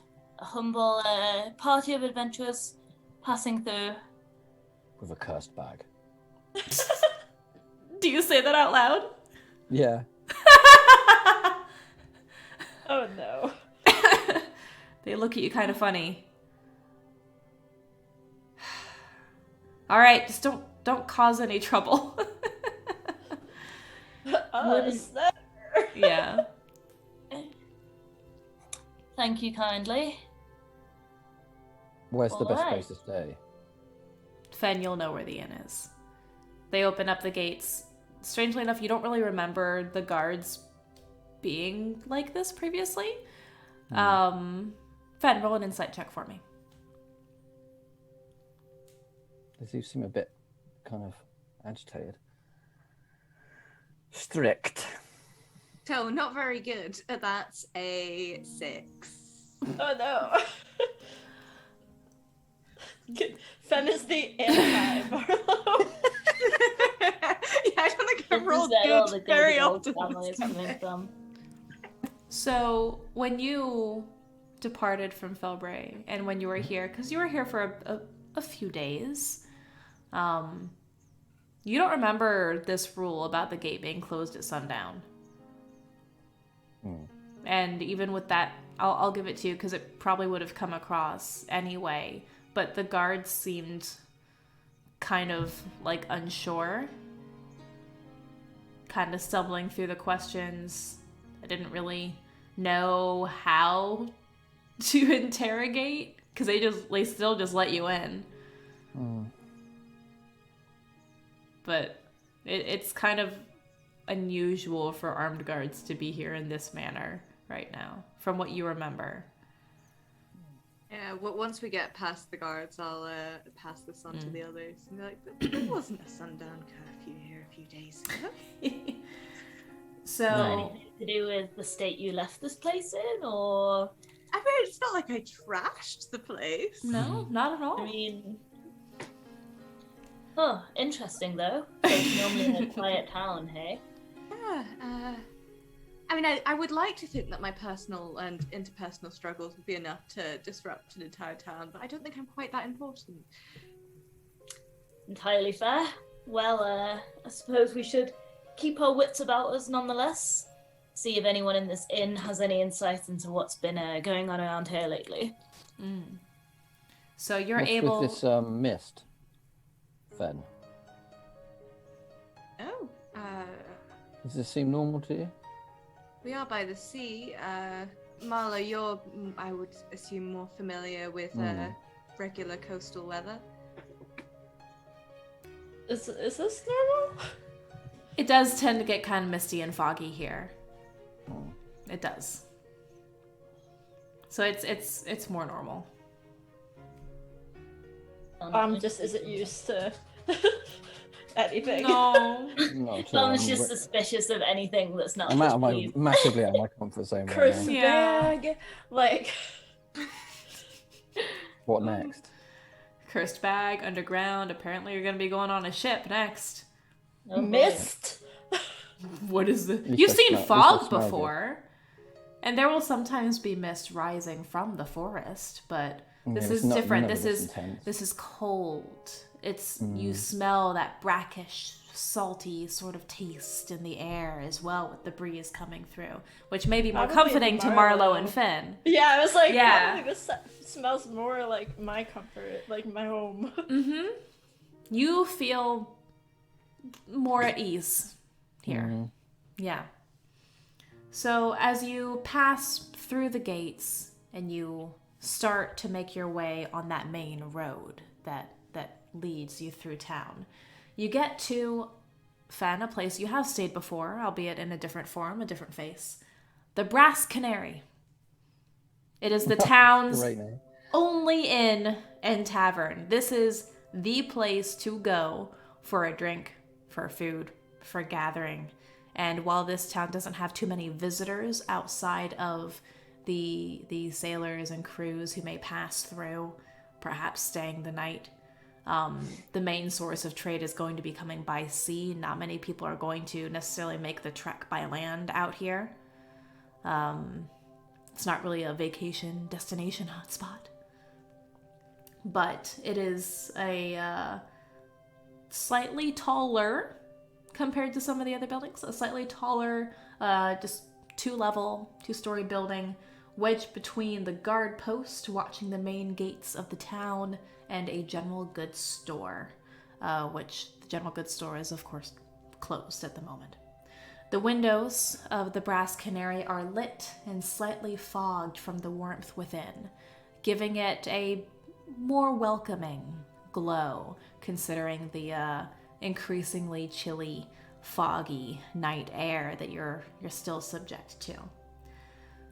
When you do enter and you go through that door, which is ajar, you're greeted with loud laughter, mugs clanging, some heated conversations on the tables to the far side of the tavern, and some rather discordant music. There are two fireplaces on either side of the room and a bar along the left-hand side wall, behind which you can see stairs leading down into what's most likely a cellar. A central wooden staircase leads up to the second floor, and as you walk through, Fenn, you see a familiar face behind the bar. Bucky, the innkeeper. Bokki, if any of you are going to be writing that down. Dwarven innkeeper, salt and pepper beard, looks as though it hasn't seen a comb in days. Fenn, you remember Bucky to be kind of rowdy but friendly. The sort of barkeep who encourages drinks and settling disputes with some heated conversations and, at times, some fist-driven conversations out in the alley. But you know a secret about Bucky from when you were here before. Bucky has a secret fascination with fancy mixed drinks and cocktails, which is a bit unusual for this kind of clientele. I think Ben quite enjoys fancy drinks. The thing about you, I imagine, is you're traveling around, learning about the world. You tend to get into some interesting conversations and meet some interesting characters. And when you had to... In some places, but in Felbray... I mean, you could probably make yourself look older too, to be honest. True. Does Fenn not drink? Oh no, Fenn drinks. Although I don't. It's imagine okay they're if you very good at don't. holding a drink. I imagine they can have about one and they're fine too. Mm-hmm. Yeah.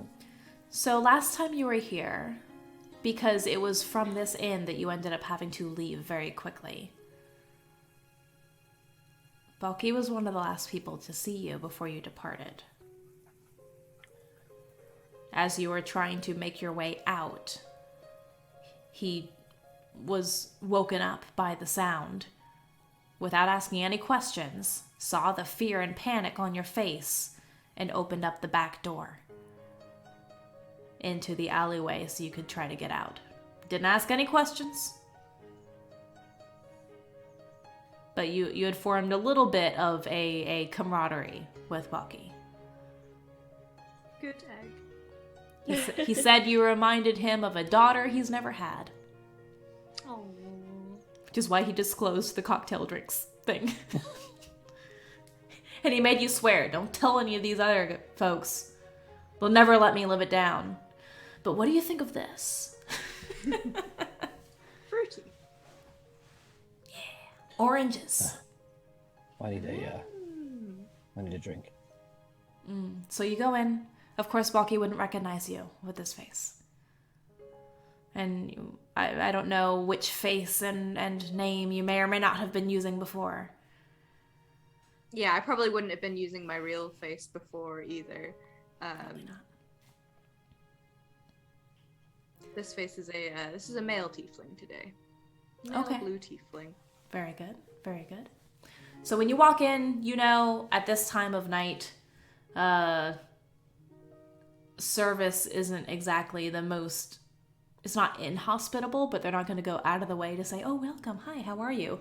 Baki is slinging drinks, and there are people coming, bringing food out as much as they can. The music in the background, I need some better music, actually. Do we have tavern music on Pretzel Rocks? Probably not. Let's just go with something else here.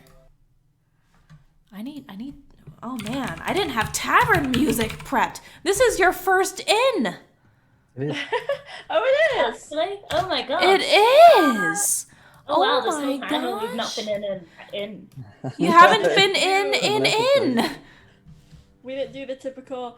Our D&D party met in an inn. No, you did not. You did not. Let's see what this is. Let's see what Pretzel Rocks has. We're testing the limits of Pretzel Rocks. Ooh, exciting. Here you go. Yep. Oh, nice. It's like a It's little called jam The Inn. Jam. Nice. Perfect. Hey. We're gonna add that to a list. So you walk through. The music within this inn is actually a little bit more off-key and discordant than what we're currently hearing, but this is what they're going for. Probably They're an hour or so ago, with a few less drinks, the two humans, an older fellow and a younger kid. You hear the pipes, you hear the drum, people are stomping their feet. A few drinks earlier, maybe the music would have sounded a little bit better. Or maybe it sounds better now that the ale's been flowing. Somehow. How would we be received, like, this party? Because obviously it's kind of embodied through different races. They're wrong. It's a bit Why the raucous. tiefling? Bird. So, there are maybe a couple of other tieflings in there as well. Definitely no furbolgs. And there is one Aarakocra, but more of the seagull variety, Oh, okay. Oh. That's interesting. who seems Cool. very drunk at the moment. Oh. And is just kind of like Shit. Swaying. eating some chips. Crumbs. Classic. Crumbs all over. Listening to the music, kind of scowling at people. You hear in the distance, hey, you gonna eat that?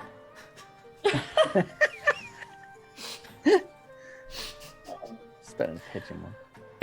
Better than a pigeon. Seagulls are just the pigeons of the coast. Yeah, basically. Sea Yeah. pigeons. Seagulls are gangster too. They'll gang up on you. Oh yeah, they're Oh horrendous. yeah. So this is the environment. Seagulls are like pigeons with goose energy. Oh, that's Yes. fantastic. Yes, I they like are. combination. Yes, they are. Goose infused pigeons. Goose. That sounds weirder for some reason. I don't. I regret that. You're becoming Bob. So you walk in. You can tell Bucky is busy, slinging drinks. He looks up, says, "Hey, find a seat somewhere. I'll get to you in a minute." And that's really the only reception. Roll an insight check if you want to, I suppose. Anyone? Bomb doesn't fit in Anyone? any chairs. Bomb just sort of sits on the sort of the arms of a chair. I mean, you can moderate your size. Just not feeling up to it today? No, not really. I don't want to Okay. like. I don't feel like people are ready to. Are you Accept still the at your third full bottom height, or are you Yeah. I'm still fully. full Furbolg? Yeah, full. I furbolg. rolled a 16 on insight. Just putting that out there. Okay. You're getting some looks, curious glances, but the room is, diverse enough where people say, "Huh, don't really recognize them," and going back to their business. Okay. You don't get the sense that there's any hostility or anything like that. Bomb's getting some looks. And your plumage isn't quite common here, Kendis. But it is a port town. Not as big as, say, Iyastera or, other larger ports, but it's you're not really attracting too much attention right now. As long as you don't cause trouble, and that's kind of what it is, you remember, Fenn. As long as you're not really causing trouble, it's okay. I mean, there's always mischief and always something going on. Most of the evenings might end up with some sort of fight between the sailors, but nothing horrible. Bomb's going to try and find just a tavern, someone in a tavern, just to speak to. Oh, someone to talk to? Yeah, just doesn't matter who really. Okay. Well, there are some spots up by the bar. There aren't really any tables open. So you can kind of stand, at one corner of the bar where you're kind of waiting for your drinks. I think he's gonna do that. Yeah. Yep, you can do that as all of you try to find space inside the warmth of the Brass Canary. So you see next to you, let me pull up my NPCs here. There is a human female sitting at one of the bar stools doing some sort of calculation or she's writing down on a piece of paper, drinking some ale, halfway through it looks like some sort of like meat pie. Shorter in stature, looks pretty strong, wearing a leather apron over just some simple clothes, making a list of some sort. Doesn't really look up when you approach.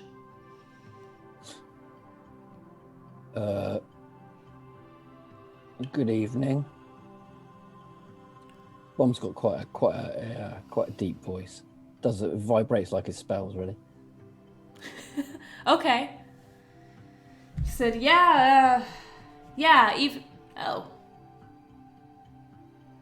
evening? Yeah. Is it not? No, I lose track of it I is. lose She's track of kind of time. looking up at you. New in town? Yeah. Not one for small talk, really. Me neither. Sit down. We'll get along fine. What are you drinking? A mead, please. Mead. Yeah, you're not a sailor. She calls out to Baki. Hey, can we get a mead? You've got mead, right? Yeah, I got something. Goes within moments. A pint of mead makes it your way. All the glasses are the same. Nice. It's all a pint of something. Even if someone asks for wine, it's in a pint glass. My companions and I are looking to charter a boat or ship, ideally. Okay, well that's manageable. I can't do that for you. But where are you headed? You just got here, right? We don't plan to stay long. It's not cryptic at all. Maybe you should have some of that mead before we continue this conversation. I can't believe we've left the social, like the interpersonal relations to bomb. You I know, said how Imagine did the rest of this us are watching on like, I wonder how this will go. that's what I'm imagining. You seem stressed. Feeling tense? I'm not as stressed as Fenn there. Who's Fenn? You got friends? Oh no.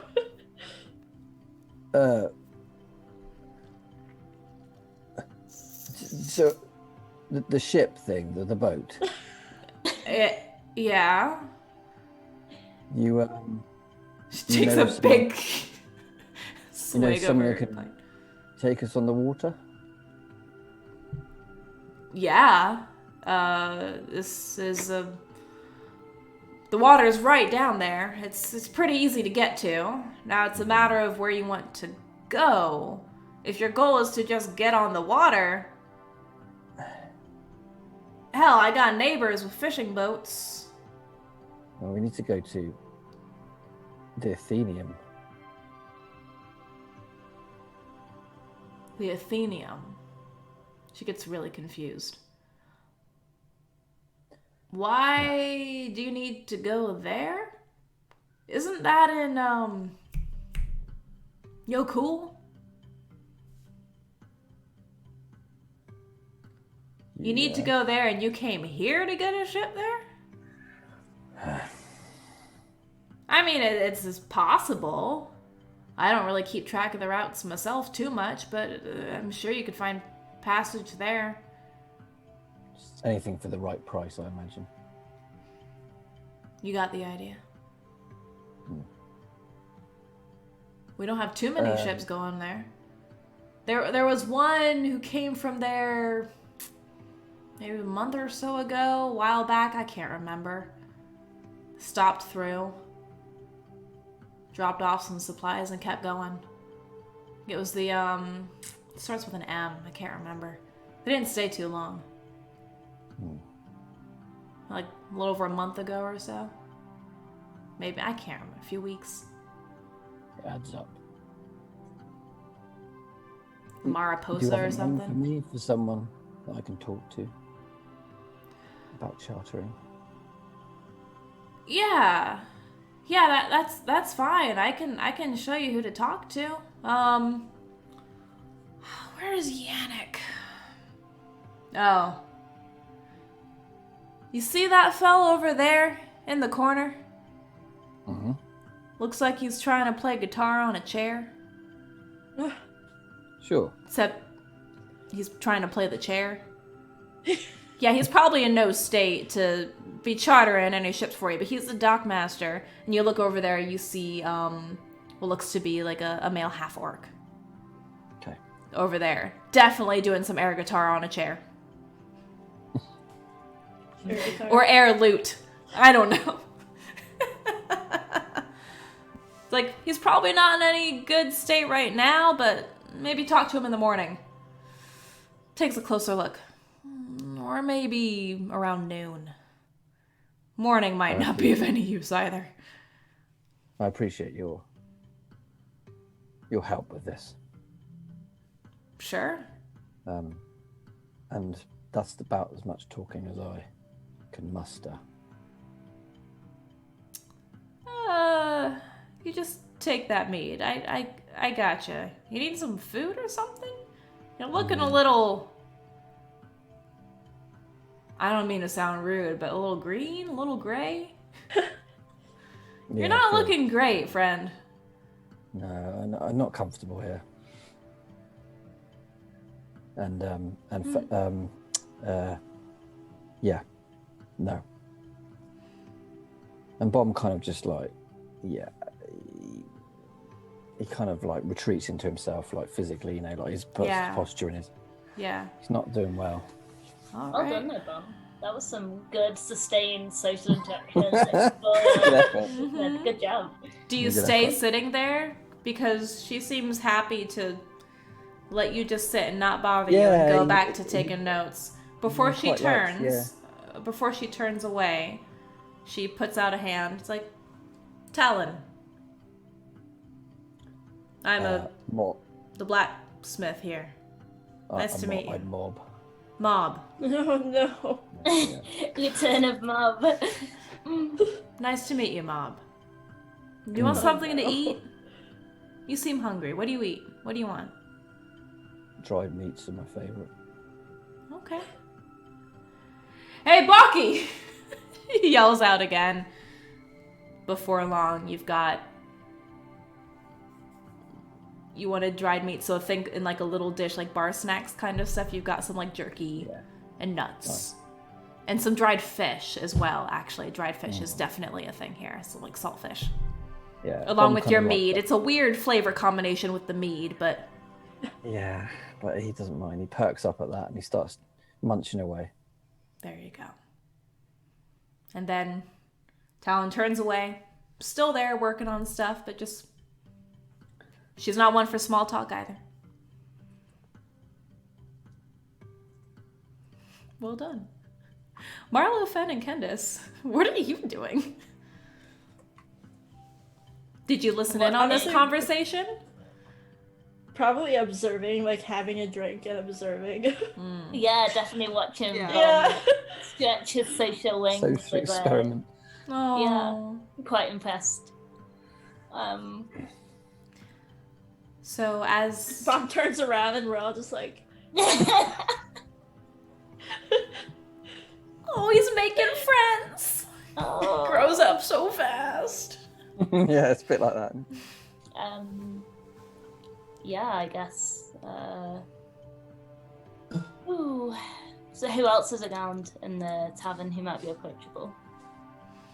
There's... Oh, I mean, in terms of approachable, there are plenty of people there in fairly high spirits.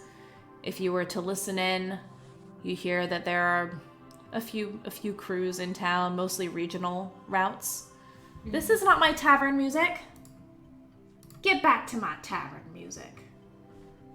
I feel like Kendis and Siegel have exchanged like the nod that our cockers do whenever they see each other. You know, the same way motorcyclists always like do like the nod, like the guy nod. They just do like the nod. And the seagull kind of... Yeah. It's like, nice feathers! I like your crest! Thank you. Nice beak. It's big. And they go, yeah! Little seagulls are kind of bros. Oh yeah, for sure. So... There are plenty of other people in the inn. You see a whole mix of humans, dwarves, the random seagull, Aarakocra, see a couple half-orcs as well, maybe a full orc. It's a fairly diverse bunch. Most of the ships you can hear just from conversations, eavesdropping and soaking it all in, that there are a few ships, mostly regional trade routes, that are in dock, at least for the evening. Some are getting ready to depart. A couple might be here for a little bit longer. Talking about general things, fishing, mining. drinking, music. Kendis leans into Fenn and Marlowe and she's like, so, who do you think has the best sailor stories? I bet it's the orcs. They have some great tales. Marlowe has the best stories, but I'm sure we have a better. I mean, besides Marlowe, of course. We've got more opportunity for that in the future. I mean, if we're looking to get a whole group of people chatting, I do have a set of playing cards. We can always offer a group of a crew a game. Oh, sailors do enjoy. Marlowe, you know, sailors are superstitious, and the people of Felbray would be no different. No exception. And you do see some card and dice games going on in a corner. One table in particular is getting a bit heated. There are some words of frustration being exchanged, some accusations of potentially cheating, and some coin very reluctantly being passed across the table. But there are some games going on which you could definitely engage with. If you so I don't know choose. about you two, but I wouldn't mind trying my luck, you know, just fitting with the locals. Could be fun. I do love a good dice game. Oh, I'm sure you do, Marlowe. All right, well, that's settled then. Let's go over and see You're what's gonna going get on. in on that gambling table? Yeah! Well, see, with Okay. my luck with dice and with Marlowe's luck with dice, it evens out to be It balances average. out, yeah. I don't know if we could get one of those, you know, oh, I'm no good at these games. Like, oh, and then Oh, I've never played before. Yes. Okay. So, there's a game, of course, used with dice. Maybe we'll see what happens there. It's called Crown and Anchor. Very appropriately. So this game, Marlowe, you would know the rules. And by watching, you could start to pick them up. This game, in some places, is very strictly controlled. Not quite legal to play in certain parts of the realm, but sailors, of course, will play it. It's played between a player and then someone playing the role of the banker. It's a betting game. So you have 6 different symbols to choose from based off of your dice. You've got to place bets on one or more of those symbols that will correspond with the 3 dice. And then if there's a bet on any one of the symbols that comes up on one or more of the dice, you are able to put more of that money into the pool. So in addition to returning the stake, the banker will pay the player the amount of their stake for each die showing that symbol. So we would go by numbers on the dice. So you'd be able to place a bet on any numbers 1 through 6. And then depending on what actually shows on your 3 dice that pop up, you'd be able to win money or potentially lose money as you're putting money into the pool. So the way they're doing this currently, they've got 2 players and then one banker who's managing the bets, and they rotate along at this table. And it seems like there were some concerns about the banker not quite doing the math properly at the moment.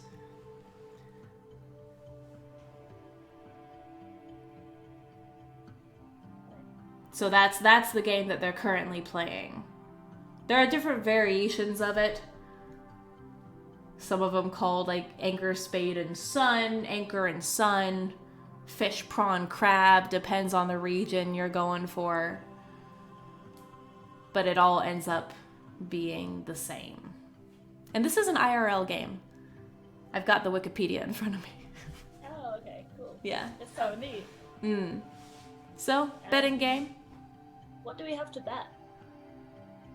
Do you have We coins? Have we do have some coins. Mm-hmm. It looks like they're playing with copper and silver right now. Okay, low stakes. Yeah. Gold's not being flashed around at the moment. Yeah. Kendis will go in and introduce themselves and have a round. I don't know, it's been a while since we did anything novel and fun, other than, fight gnolls, so... I absolutely sit down. Okay, you sit down as the round is coming to a close, and one of the players, actually both of the players, get up in frustration, scowling, kind of shoulder their way away from the crowd, and the baker's just sitting there like, looking at the coin, rearranging the pot, basically. And as you sit down, kind of looks up. All right, Missy, you ready for a round? Seems like you're in need of some new players. Let's see what you got. I think I've gathered the rules just from some observation there, so all right then. Well, you've got your 3 dice, right? Puts them yes. out on the table. Right here. You ready to make some bets? You've played this before, are you sure? Not played before as such, but I get the symbols matching. It's all about mostly chance and just a few well-placed bets, I suppose. How hard can it possibly be?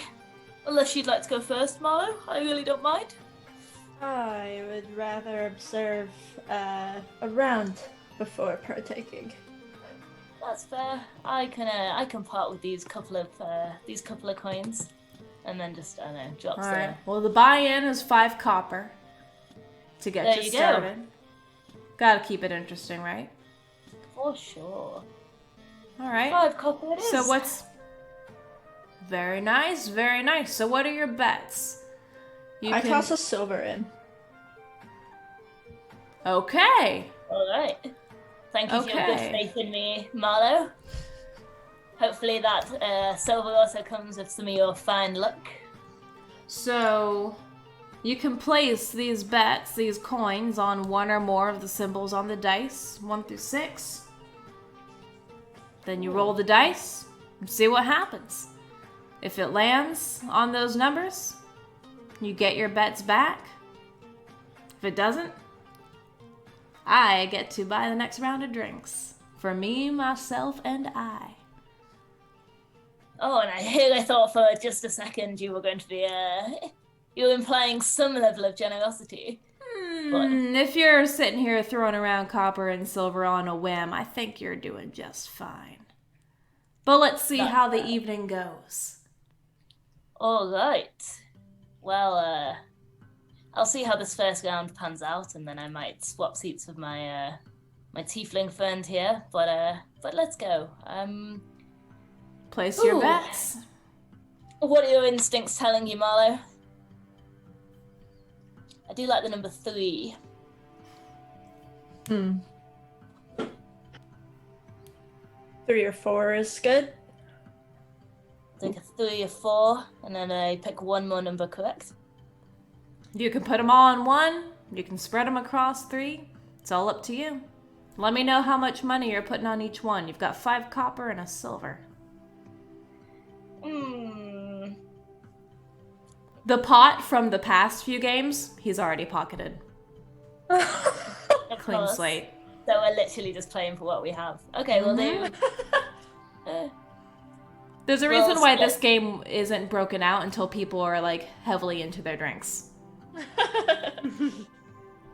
I guess we'll split the money in half and then put half of it on number 2 and then the rest of it on like 2 3s.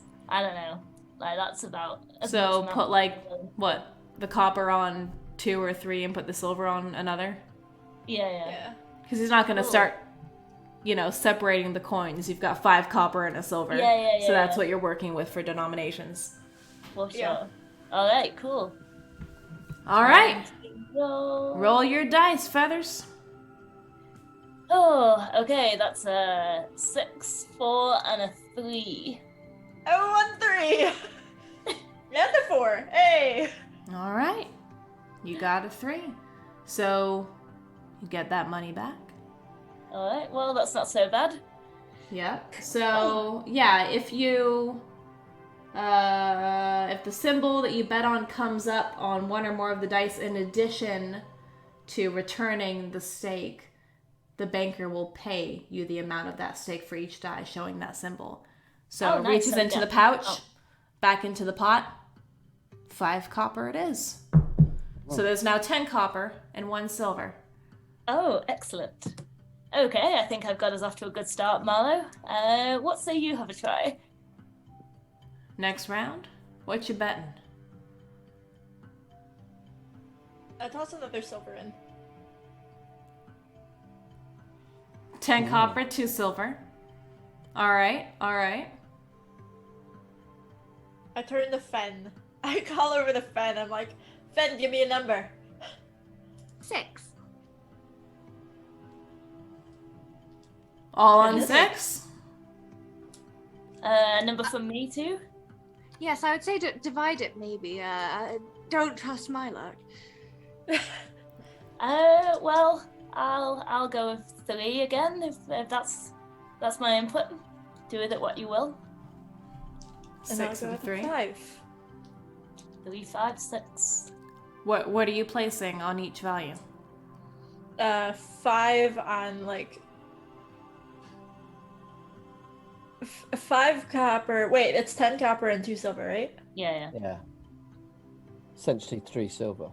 Yeah, so all the Mhm. copper on one, and then 1 Yeah. silver on one silver on Yeah. the last one. So, 3, 5, yeah. and 6. So even each way. Mm-hmm. Now, of course, for the numbers that you don't get, you will lose. So the money that was Yeah. put in was more for the 3. So you've got the copper, but the rest are... Is that how that works? Hold on, let me double check. Because if the symbol doesn't come up, you lose your bet. So if Oh, you so put good. only 5 copper on there, those silvers, and you put in another silver, of course, but the original silver. the original silver then goes to the banker. So there are 2 pots, 2 pools going on right now. Yeah. So you lost a silver, but you gained 5 copper? Not the best. Oh, so we You lose currently your have bets? 1 silver and 10 copper currently. Yes, Okay. because you added another silver. Yeah. So which number do we want to put the silver on then? And we could do 5 copper each on the I love Putting the everyone like, silver. I'm putting the silver on the 6. Silver on 6. love us all huddled intently around this table and on the other side of the bar with me, like, we're like, nice games. Finding some strange comfort in just sitting next to your similarly stoic drinking buddy here now in the blacksmith. All right, so silver on 6. What about the 10 copper? Splitting it like 5 on 3 and 5 on the 5, was it? Yeah. 6, 3, and 5. Okay. Go ahead and roll your 3 dice. 6, another 6, and a 3. What?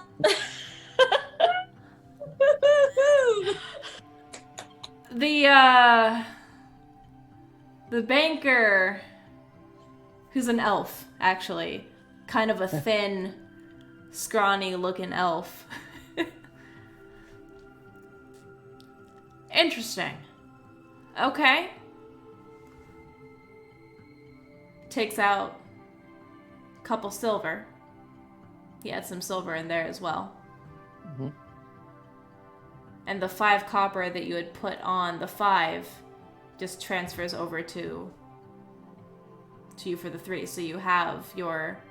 Because you would have lost that 5 that you bet on 5, but then you would have gained it back for betting on the 3. So now you have 1, 2, 3 silver, and 10 copper. Copper. Ah, Epic. excellent. Pretty good. Pretty good. Oh wow. Soon there'll be so much money in our pockets. We'll need a bag of holding to carry it all. Luckily, we have one. Bombs just Hashtag perks indeed. up at that. Turns from his meal. He's like, Oh, don't mention that bag.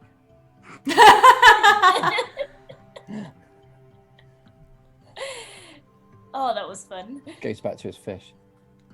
Mm-hmm. All right. We're doing another round? The music is becoming worse and worse in the background as things go on. And at this point, the orc who was playing chair guitar, I saw that. I saw that. Whoever threw that in the chat. Yannick is now getting up and angrily arguing with the older gentleman who is on the drums. Like, that's not how you play it! Tries to wrestle the drum from him, so things are getting a little bit lively, not too far behind you. I think perhaps we should take our leave. Quit while we're ahead, eh? You're leaving? Just one more round. One more. You're doing well. You've got some luck, don't you? Aye, but that's the thing with luck. One should always know how far to push it. Think I'm good. Had my fun. That was quite amusing. Been a good while since I indulged in anything. I'm nice today. imagining Kendis is saying this as they're like scooping the cords up.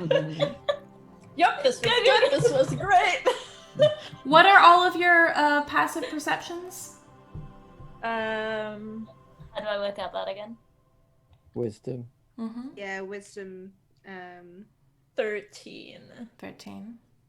18. Yeah, I was going to say yours would be I. Yeah. 13. Okay, 13, 18. Okay. Bomb, you're at the bar. I don't know how much attention you're paying over No, here. not- What is your Just- passive perception? That's always good to know, like GM tip. Keep 16. track of the passive perceptions when you're in different areas. 16? Okay. So the banker is trying to convince you. Come on, you're taking my money here. You're obviously enjoying some luck. Lady Luck's on your side. You're a sailor, aren't you? You've played this game before, haven't you? Talking to you, Marlowe. And Kendis, you notice something out of the corner Seen it. of your eye just very briefly. Because you and Marlowe are kind of sitting next to each other, right? You What, notice, Mhm. You notice something very quick darting around the corner of your eye. You turn, don't necessarily see anything, but you notice a small figure now leaving the inn and going back out into the street.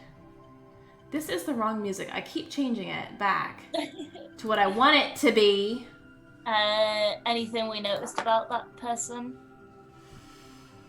Not too much, but as soon as the door shuts, the banker who was previously trying to convince y'all to continue with the game stands up. Fine.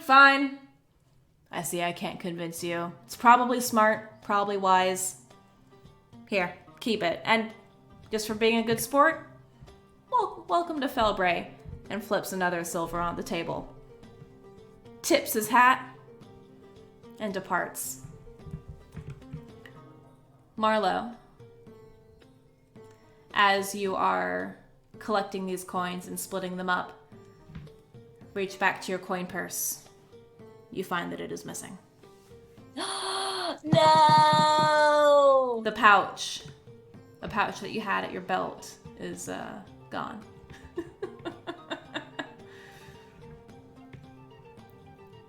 Not cool. It appears my coin purse is no longer on my person. And that fellow did seem in a rather hurry to leave all of a sudden.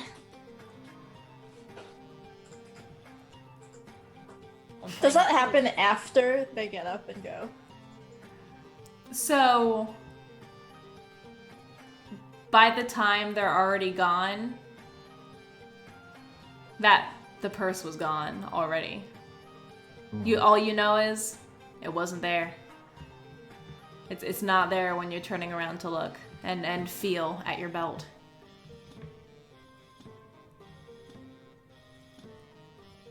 Looking around, you don't see anyone who looks obviously suspicious.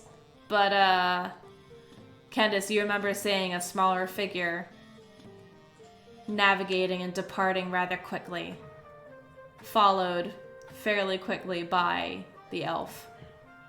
You actually see a smirk on Marlowe's face.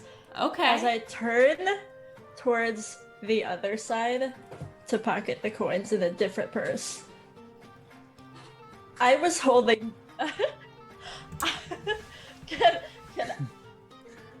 Look, I'm a sailor and a thief. I know better than to have a coin purse out in the open. But where were you drawing your silver coins from?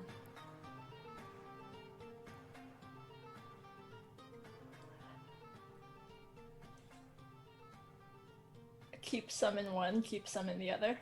So you have lost some money, but not that much. Very Yeah. good. So it's not This everything. seems a little gamey. This seems a little gamey. I'm a thief and I would know. It's part of my job. Roll for survival. We're gonna call this Survival? urban survival. Yep, we're gonna do it this way. With your smarts and your know-how. If you don't already have proficiency, add your proficiency. Once, add your proficiency. To see if you did prepare that way appropriately before going into the tavern. So, what would a Oh, come on! a dirty 20 get me? Dang it! Okay. Fine, so what was in the decoy pouch? Like trinkets, knickknacks, things I've picked up. Okay. I'm gonna make a note of that. It's not like invaluable. It's like little like jewels and like rocks and things, like gems. Okay. Alright. Noted. But at this point in the evening, it is starting to get a little bit rowdier. People are starting to depart. You have with a freaking fine, I like it. It makes sense. It does make sense that you would have a decoy purse. But at this point, it's about time for things to close up. Bucky will, since you're the only one at the bar, say, "Hey, are you looking for a room?" Yeah. Large bed.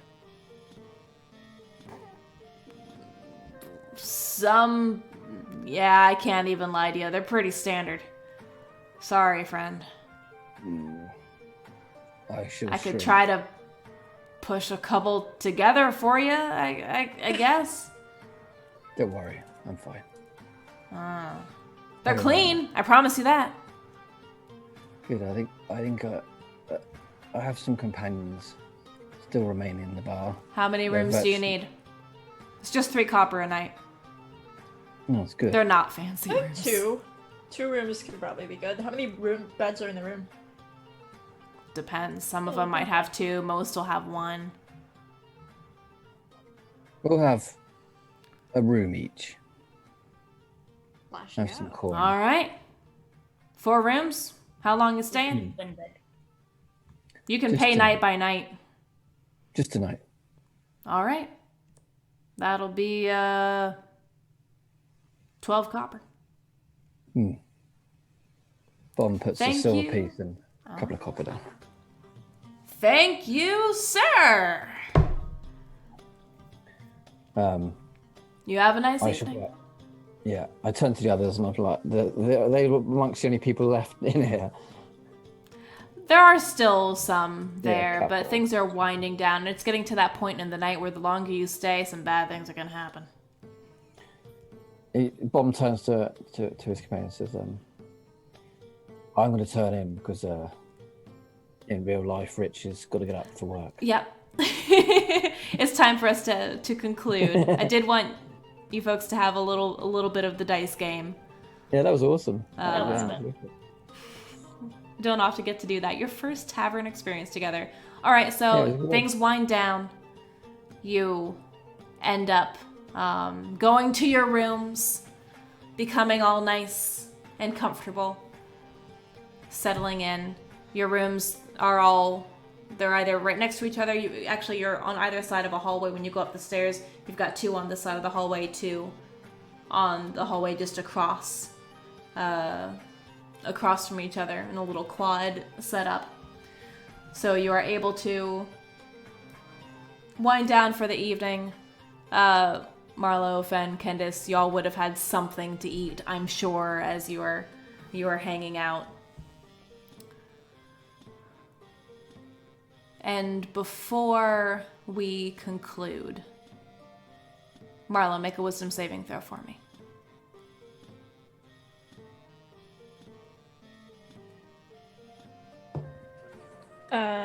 18. Wait, what is wisdom? 21. Wisdom saving throw, 21.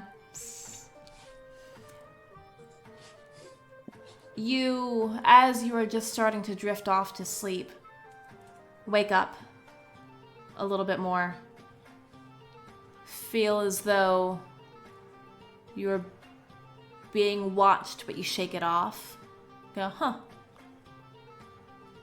And you go back to sleep. And that's where we will end. I like it! That was good fun. Ooh. Nice little Ominous ending. Ominous. Ominous. I don't like it. I don't like it. I mean, you rolled high, as you always seem to. Goodness gracious. One day Marlowe will roll less than 18, will die of shock. True story. To be fair, some of my rolls are like a 15 or 16. It's just I add my bonus. Yeah. You got some crazy bonuses. Yeah, it's my awesome. modifiers. No, it's great. All right, we're gonna call it there. I know we went on a little bit longer. Had some fun in the tavern. Been a while, so hopefully we'll be able to come back with this is episode 7, with episode 8 in 2 weeks' time, right? Will 2 weeks' time work, or will I be out of town? We'll figure it out. Snap. We'll see. We'll be back soon. But I want to make sure we don't have as big of a gap as we did have. But as we're wrapping up, go ahead, do some quick announcements. Bomb, you can go ahead and go first if you like. I know it's late. It's late for me too. Well, I've just reduced the price of Inspirals on Itch.io, so if you haven't got a copy already, then it's worth doing it now. And anthology for the game's out.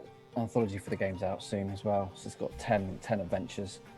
Wonderful. It's written by our Discord members, so it's really nice little project.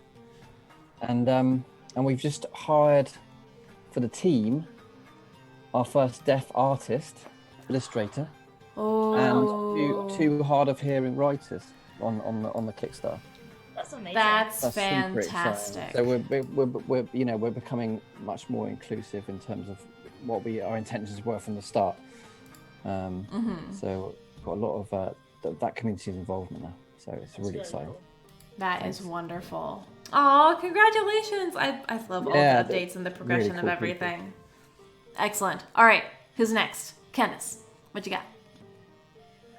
Not much. Just enjoying life. Haven't really had anything shareable in a while, but that's okay. You're working on some good stuff. Yeah, I'm having fun. I'm just writing for fun, and probably won't be publishing anything for a while, but whatever. That's fine. All That's good. fine. Watch the space. Eventual frog on a log. Eventually, something will occur, and it'll be awesome. So I like it. Excellent. Fenn? Okay. Yeah, the same, not really much, just plodding along with life stuff. But That's about all we can do these days. Honestly, sometimes that's enough. Plodding on's good. Yeah. Continuing on, making the most of life each day that we have it. Jen. Keep on plodding on. Keep calm and plod on. That sounds... Put that on a t-shirt. You can find me every other Thursday here, as well as every Thursday on Geekly Inc. playing around with the Frost Mini campaign. Excellent. Freelance illustrator and artist. You can find me on Twitter, where I occasionally post art when I remember to, and when I'm not moving. At Jenn Peig. Yeah, that's me. Excellent. All right, y'all know where to find me. I have been quiet for quite some time now because I am in the last couple of weeks of this dissertation, and just various life and work things have been popping up and rearing their collective ugly Hydra Tiamat heads. And still keeping on though. Excited to be back in this campaign. I will be doing a Chill Creation stream next Tuesday. Hatchling, we'll have to talk and see if you want to do like the little one-off RP thing and maybe talk some other game stuff. That might be nice. We'll keep it chill. That'll be good. For sure. Yeah. So we'll talk about that. Honestly, things have slowed down. Bard Commune, some of the mentorship sessions are still going and about ready to have the contracts done for those of you who may be keeping track of all that. All those updates. So the next round of mentorship sessions will be scheduled soon. But have been able to do too much since I am getting through this dissertation, but that is almost done. So keep an eye out for more Bard Commune stuff. Bard RPG is on the horizon. We might be doing a one-shot with the Gobos of Iyastera sooner rather than later as an intro before we open that up for alpha testing. But you know where to find us. Follow all these wonderful folks on the Twitters and the Twitches and Instagrams, and we will catch you all later. So, have a wonderful evening. Thank you so much for joining us for the return of Heroes of Iyastera. I'll be better about uploading this one to YouTube, but you can catch all of our past episodes on YouTube. Check out Twitter. Check out the links. All right. Keep adventuring. Keep scribbling. And we will see you next time. Good night, everyone. Bye. Bye. Cue the outro. Oh, that was fun. That was fun. That was.